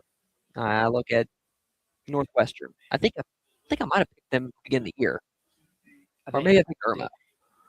You got to check the tape. I got to check the tape, and then you look at. I did pick Lamar to make a state championship game. By the way, just for what it's worth, for the record, I picked Lamar to make. I picked him to make the state championship, but Bamberg was just a wagon all year long. And then you look at Oceanside Collegiate. If you can beat Dutch Fork, you can beat anybody in your classification. Yeah. When you beat the final boss that early in the year, that gives me a lot of confidence that you're going to be able to do whatever you need to be able to take it home. Tamarion Watkins also had a pick 6 in this ball game. He's heading to Texas A&M. Good get for Mike Elko. Yeah, I mean, kid's a stud, man. I don't know if it's lockdown corner. I don't know if it's going to be a pipeline thing for Mike Elko and Rock Hill, South Carolina, but still, it's a pretty impressive feat to get a player of that kind of caliber to commit to your program all the way out in College Station, Texas. And remember, kids, if somebody takes the player, high school recruit from your favorite team to their team, it's because they dropped the bag. But when you take a recruit from somebody else, it's the culture. Well, that's the lesson. I learned that this morning. I'll tell you this, though. When you're looking at Northwestern Ball Club, can they go? Now the question is, you go to three-peat. It'll be harder to get a three-peat next year. Yes. Just because it all changes. Yep. You're back to one full 5A bracket. But I think they've got the talent to do it. And they got the coaching staff, obviously. Again, this team has lost 5 games in 4 years, 2 state championships, and an undefeated season mixed in from start to finish. And their one loss this year was to South Point after a comeback. And that team's playing tomorrow for a state championship at noon. Also, another thing that makes me feel really good about South Point in that game. And, of course, South Florence, too, has been taking a buzzsaw to folks, man. I mean, except for Northwestern, who took a buzzsaw to them. I took a buzzsaw to them. Yeah, that's the one common opponent. So if I'm using transitive property here, that also fuels my South Point pick. That is Xavier Curran's the best player in the state. For I believe it. I think the rankings there are pretty accurate when it comes to him. Yeah, I don't think it's any contest who's winning Mr. Football this year. I don't think there should be necessarily. But I think there's obviously room for debate amongst 5 finalists. JMU starting to really pull away from Troy, up 30-14 as they're nearing the end of that football game. JMU going to end up winning that game by 17 points at least. Spiritually, it was not a 17-point game. This was a lot closer than I think a lot of people would have anticipated. No question about that. JMU couldn't really put up the style points tonight, but again, they're relying on a Duke win tomorrow over Virginia. If that happens, then hello playoffs for the Dukes. The fighting soon to be Billy Napier's here in the next couple of days. Did Duke and Louisville play earlier this year? That is a question that I can't answer right now. If you want to do transit property of those 2 teams, they did not play Louisville. Duke avoided a lot of the heavyweights in the ACC, so they just had to settle and play Clemson. Scheduling break. Now, James Madison's only loss. Now, this puts them at 12-1 on the season. Was a 14-point loss at Louisville, in which that game spiritually closer than 14, if I recall correctly. That was actually a pretty solid football game. Yeah. If you're looking at these two programs that were on the field tonight, obviously it would seem to be these 2 teams are trending in opposite directions. But I don't necessarily believe that to be the case. I mean, this is just a hammer nail situation. Armo's gonna have a new quarterback next year. Yep. It'll be their third different quarterback in 3 years. All of it due to graduation. And then Northwestern's going to be replacing Xavier Means as well. Where do you see Irmo again? We're sitting here December 5th. This game just ended. Where do you see Irmo next year? Do they rebound well from this sort of performance? I think so because again, we talked about this earlier when we got to halftime, and we're trying to break down, what Coach Brand is telling his team at halftime when you're down 49-6. But this is a program that I think is pretty plug and play. Yeah, I think as long as Aaron Brand is the coach at Irmo, they're going to be back. Are they getting back here in the state title game? I can't guarantee it. I couldn't, bet on it one way or another. I wouldn't feel great with saying that they come back here because of the unified 5A. But what I can tell you is we're going to contend for that division again. And I think we're going to have another last week of the season, another Halloween weekend Friday, where Irmo is going to play Dutch Fork, and the winner of that game is going to win that region. I still firmly believe that we're going to be set up for the third straight year for that to happen, just because I love their offensive coaching staff. They have a really good offense that's in place, very susceptible to, or very quarterback friendly. They always have a good offensive line and defensive line. And as long as you can replicate what you got in the trenches every year, I like your chances of being able to at least be a 7, 8, 9 win team next year. And again, play Dutch Fork at the end of the season with a potential of winning your region. I would like to see that game kick off the region plate. Mix it up a little bit. Yeah, I have would. enjoyed it being the last game of the regular Yeah, season. I have never enjoyed it on Halloween It's weekend. not the TV game though. That's hasn't been the TV game yet. We got to get with our boy Matt Dowell and figure that one out. Yeah, who do we send our complaints to? Matt Dowell? Sure, why not? Well, I would send him to Reggie, but I'll send Reggie anyway. I know Reggie it's not his call, but I want to send Reggie anyway. If Just give to- me a reason to complain to Reggie Anderson, I want to do it. just to clog his inbox. We'll come back. Final 30 minutes of the program coming your way right here on the game.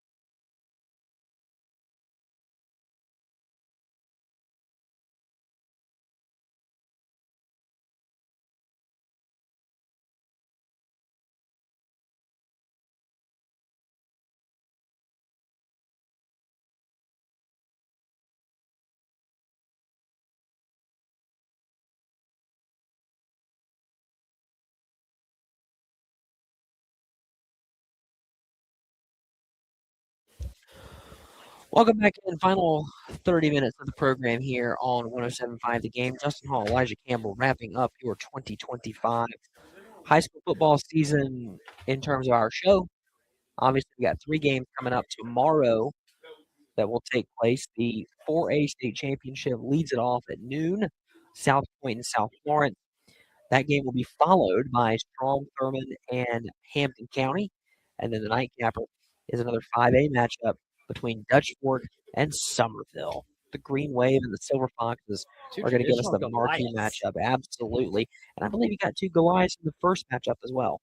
I believe so. South Point and South Florence. And then that middle has an interesting has an interesting moment because that middle one, you got a strong Thurman team that hasn't won one in a really long time. Hampton County's a new school ish.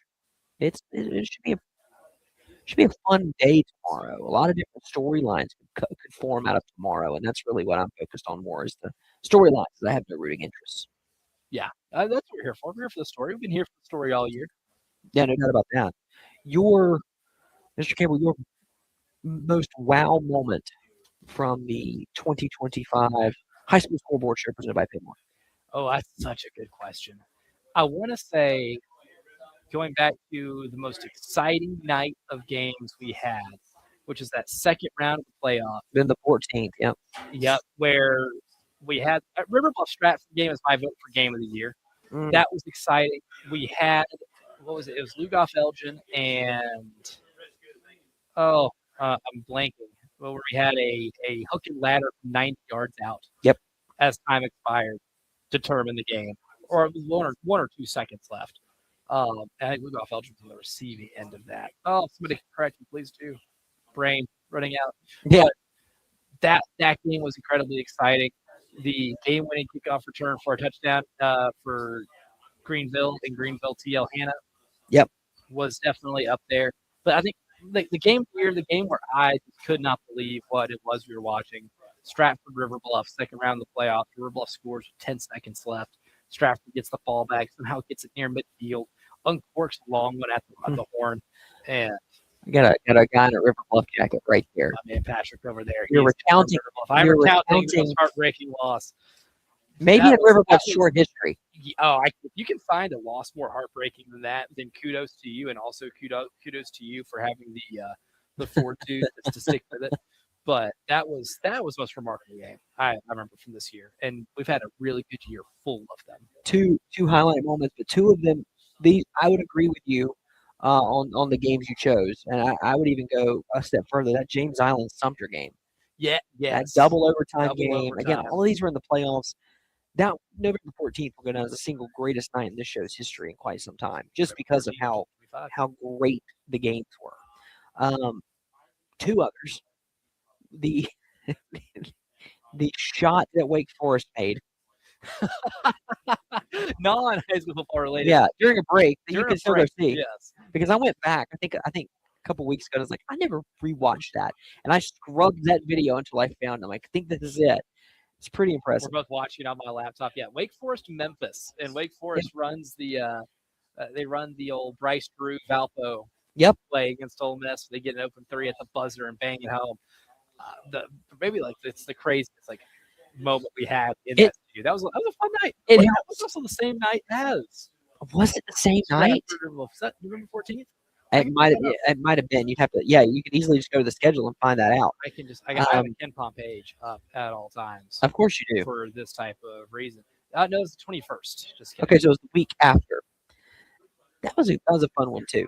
And then we had an actual otter. You know what? Actual highlight. We had an actual otter come in the studio. And he correctly picked South Point to win their game that night over AC Flora. He did. And you picked AC Flora. And that otter let you hear it. He I did. hear squeaking all night long. He did. Can't confirm. By the way, Ollie Otter is hosting his Warrior Christmas party tonight. So all of the families were invited to that Christmas party tonight, which is really cool. So shout out to them. And a lot of them were listening earlier because I told them to, if you've been a fighter of the night, stay tuned because we're going to do that. And so we can do an on the field one. Is it Xavier Means? Oh, yeah. For tonight's game, I think definitely. You account for 6 touchdowns. In a state championship. In a state championship game, I think it is a layup to be able to pick him. I mean, Tamarian Watkins is the star power. It was a good play, but, I mean, he scored 1 touchdown. Xavier Means put up 6. Yeah, no doubt about that. And again, Northwestern scored in all 3 phases of the game tonight. Offense, defense, special teams. Every phase had a score tonight, which when you score – Waterboy scored tonight. I would love to see the statistical breakdown of when you score on special teams. What is your win percentage? Ooh, that's interesting. Because part of it is you put up 7 points when you don't normally. That's a great thing. But it's also such a go on the field. It's also such a momentum changer. Because it's such an exciting play too. Well, it's also demoralizing. I mean, it is just deflating for the opposition to have to go through that, and to give up again. That was down here on this end of the field, and I'm pointing if you don't know, and Irmo's out of the game already. I mean, I felt like this game was over halfway through the first quarter. It just this game never felt Competitive. competitive. Well, it's because it's the ease in which Northwestern marched on the field for the first score. The immediate 3-and-out for Irmo that also went backwards. That was 3 plays, -8 yards.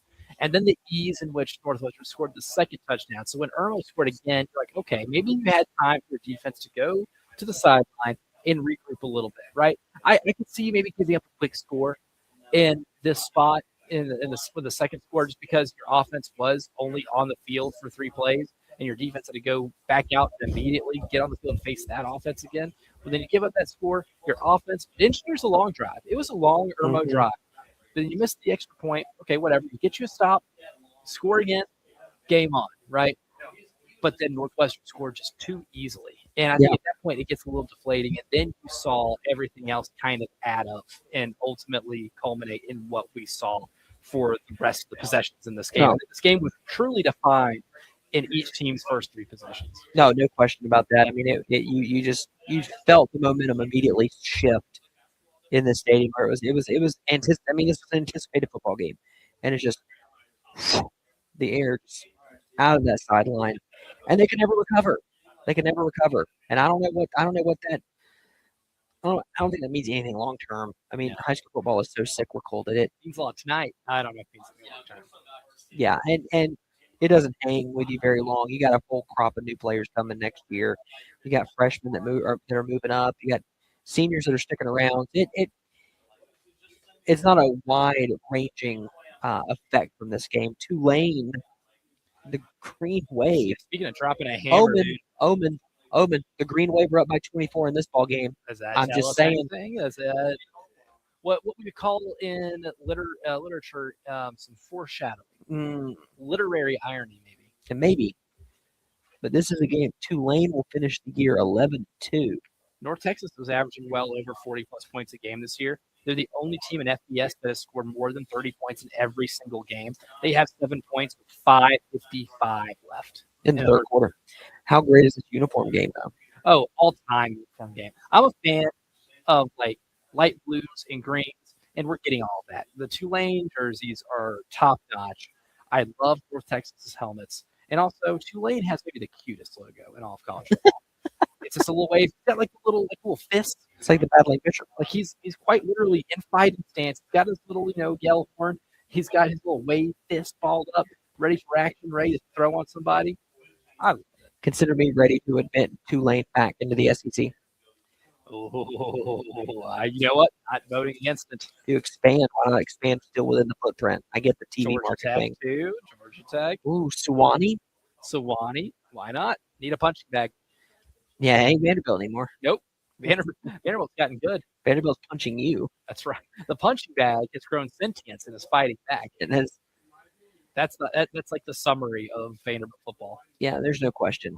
North Texas trying to play for pride at this point. I feel like I've seen this. Yeah, where's this been, homies? Where's this been all game? How great is Mestemaker, though, as a quarterback? I mean, I think his story is what's better than anything else. Like he's clearly, statistically, one of the best quarterbacks in college football.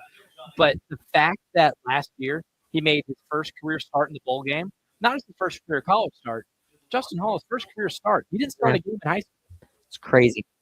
And then all of a sudden next year, leading the country in passing yards and touchdowns, had a 600 passing yard game earlier this season against Charlotte, I believe it was. Yeah, it was. 600 plus yards in that game. How many games did it take South Carolina to combine to have a 600-yard passing game? At this point, I don't even want to know. There's an answer out there somewhere. It's just one that I don't know if I want to know. I think I brought up that question when we had that moment. When we had that moment for him, when he had those 600, I think I brought that same question up. Did we get an answer? No.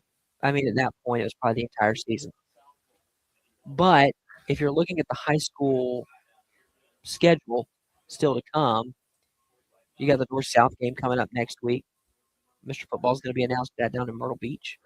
You'd assume Myrtle Beach is going to have a little bit different weather than we're having right now Here. I would say so. here in Orangeburg. I will tell you, the rain didn't really do much No, tonight. honestly, it emptied the clip earlier today. It did. It did. We walked through that mud. All the media folks are in here wrapping up their stories, Elijah. And if you know what, I'll tell you what we can do.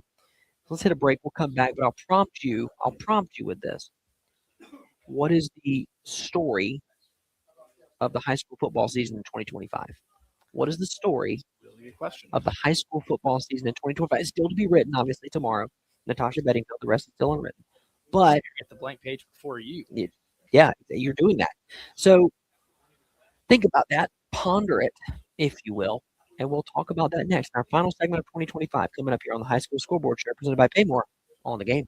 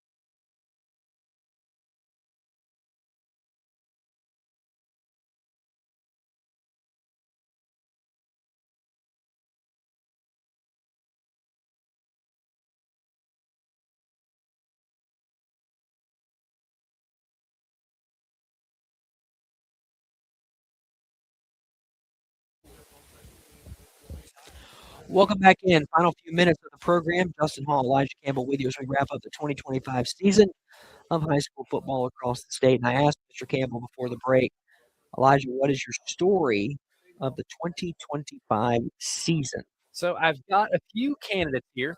Bamberg Earhart finishing undefeated, winning a state title, doing it in the fashion they did. That's a nominee I have. Okay. I think Indian Land making a run to the state semifinals, and Quell Patterson having a breakout year is definitely another one that's been on my radar. Spring Valley, too. I don't want to forget Spring Valley. We're talking about a lot of teams that made deep playoff runs. They made it second round. They won a playoff game after having 3 straight years of not winning a football game. A remarkable turnaround for those guys over there. It's been so much fun, especially that first night they broke the streak. Yep. To see the joy on their faces when they first broke that streak, and then to get that under them and be like, hey, we can actually win football game. We can build a season. So it eventually takes them to a playoff run and be able to win a game. You have a run if you have multiple games. And Right. if a playoff run. Could not be happy for those kids over at Spring Valley after all they've been through the last couple of years to be able to put together a season like that. It's an exciting time. Progress is made, and I enjoy seeing some of the little progresses in high school football, even if they're not going to play at a stage like where we're at right now. I'll give you one more, and it's a Midlands team, and you'll probably see me typing on my on my service yes. here. Fighting for Maine O'Neill's? Yes, because Eau Claire, I want to get their final record. Eau Claire finished the year 5-6. You're thinking 5-6? Who cares? They made the playoffs. And that's the first time in how long? A long time. A long time. I think Won 5 games. I love that. I love that story for them too. I love seeing those schools like Spring Valley, Eau Claire, be able to succeed. Another one too, Heathwood Hall. Yep. Great story on the year too, because Hammond is the big bad wolf in Skeeza, right? That is the banner program. They win state every year. It's like Hammond is the Skeeza, like Dutch Fork has been 2-5 in the high school league, right? Yep, no doubt. And this year, you saw them take on Heathwood, who has not beaten them since, 2009? 2009. And they lost 20 straight games. Going back to the regular season meeting this year, where Jackson Ross banged home a long field goal at the end of the game to pull off that win. Heathwood lost the game in heartbreaking fashion. Well, they got their shot again in the semifinals, and they made it happen. And they had to make a little bit of a comeback to be able to win that game, too. To be able to come back down in that game against a team that your school hasn't beaten since most kids were, born, I'm sure. Yeah. So there were probably some kids on that team who were not even born yet. Whenever 16 years. Yeah, whenever that game was being played, pretty significant. And for school's history to lose that game 20 straight times, and a majority of those games, none of them close. Right. A majority of them were not close. So for them to be able to pull that win out and be able to make that history for them is a fantastic story. I would be remiss if I didn't include Heathwood Hall in the segment. I would agree with that. I'm trying to scratch my, search my brain and try to scratch across maybe one or two more. We mentioned Indian Land. The story of South Point to Xavier Kearns is another one. Yes, as an individual story. Yeah. Didn't plan on him playing quarterback this year. No, yet he has. Here he is leading to a state championship. South Florence continuing a run of dominance in 4A. The parity that I believe we have in high school football right now, the multiple different teams that we thought could win a state championship. When we really looked at our brackets in week 1 of the playoffs, we said, "Oh wow, I know I did." I'm like, I can think of 8. I can think of 8 teams in each bracket that could win a state championship. Yeah, they have legitimate shots to do so. And it ended up playing back to the mean, I feel like. But I mean, look at tomorrow. We got Strom Thurmond and Hampton County playing for a state championship. I don't think we would have expected that. I would not have picked that. To be honest, that's one of the ones too where that's the result where I didn't foresee that happening at all. Right. This year. And shout out to those two teams to be able to make it happen. In terms of also stories, what made that classification too so interesting and displayed a lot of parity is somebody like Batesburg Leesville and Amadre wouldn't have the season that he did. Yep. Breaking records. Talk about individual player storylines that I've been fascinated with this year. Amadre Wood and Batesburg Leesville definitely captured my attention and my imagination throughout the season. No doubt about that. By the way, on the YouTube stream, shout out to our guys. 2 people who are as knowledgeable of high school football as I know, and that's Roger and Craig. Roger, a big fan of the Woodruff Wolverines, a graduate of Woodruff. Nice. He's been Good active. season. Good Yeah, season. good season, but he makes the point on the stream, and it's not a wrong point. Oceanside would have probably curb stomped him, and that's no shade to Woodruff and Aiden Gibson and that football team. That's a team that beat Dutch Fork. I think that's the only clarification I need to make is that they beat. Hang the banner, right? Yeah. Alongside the state championship banner, just hang it up. That might be the more impressive one. 3A state champion 2025. Also right next to it in bigger, bolder Also beat letters, Irma. Right. Dutch Fork. Or did Irma beat them? Irma beat them. No, Irma beat them in a close ball game. Very close ball game. Same with Burns. But beat Dutch Fork. Another story from this year is a little bit of a renaissance, a resurgence of Burns and Dorman. Yes. Dorman back. Burns back. And Burns, honestly, they just couldn't score on Dutch Fork's defense. Right. Like Julian Walker had a Julian Walker game. They shut Burns out, but Burns' defense kept them in the game about as long as you could hope to still be in that football game. Keep you hanging on, just giving you an opportunity to say if our offense could just do something, then you could pull away, you could pull back into this game, maybe even take a lead. And where have I heard that before? if you're looking at coaches in these games, obviously, shout out to our guy Coach Crosby with Bamberg Earhart. He calls us every single Friday night, and there are coaches that we have on in our phones that we can reach out to during the week and say, "Hey, we'd love to hear from you this week." I don't have his number. I've never made that phone. I've Most never made that important, contact. He has hours. Most- and yes. He uses that contact. I appreciate Coach Crosby Yeah, so Coach much. Coach Crosby calls in just about every week, to give us an update. And, a great performance from them. I want to get to Northwestern here really quickly. They just played. They beat Irma 55-13. Where are you putting Paige Walford at now? In terms of, I guess, just hierarchy in the state. In the state 5A. I mean, Tom Knotts is here. Yeah. Well, I mean, if we're using the club as an example, right? Mhm. We use the undefeated club. Sure. Like Tom Knotts has like super VIP access, but I think Paige Wolford's got the South Carolina elite head coach VIP access at this point. Like I agree with that. you're in an element of your own right now, right? And I'm really excited to see how many he's able to accumulate, especially now when we can kind of unify 5A a little bit. Mhm. That's the thing. Like, it's been fun watching Dutch Fort have this run of dominance. If Paige Walford can get them to where they're consistently doing this every year again and can take down Dutch Fort, like you need an extra contender. That's the one thing one thing I'm really bummed about this high school football season is that breakup of divisions. So we couldn't see that game. We couldn't see Northwestern versus Dutch Fort. I would have loved to have seen Northwestern versus Dutch Fort. And you might see it next year because next year's going to involve going back to a single 5A classification, no divisions, and which we're thankful for. At least I'm thankful for. And we get a larger 1A division next year. A lot of storylines this year. A lot of storylines are going to make themselves known next year. I want to thank each and every one of you for listening to this program all season long. Yes. We've been rolling on this thing since August the 20th. Does that sound right? Yeah, it was about August 20th. Yeah, Around- I think we had two full weeks in August, I believe. Around about August the 20th is when we've been rolling. We started in the heat. We end in the cold. Congratulations to Northwestern for winning a state championship tonight, as well as Bamberg Earhart and Oceanside earlier today. Reminder tomorrow, South Point, South Florence, Strom Thurmond, Hampton County, Dutch Fork, and Somerville. The final state championship games of 2025. For Jalen Hart in the studio, thank you, sir, for the production. For Elijah Campbell, I'm Justin Hall. Thank you guys for listening to the High School Scoreboard Show presented by PayMore on the game all season long. We'll talk to you guys next fall. Have a great offseason.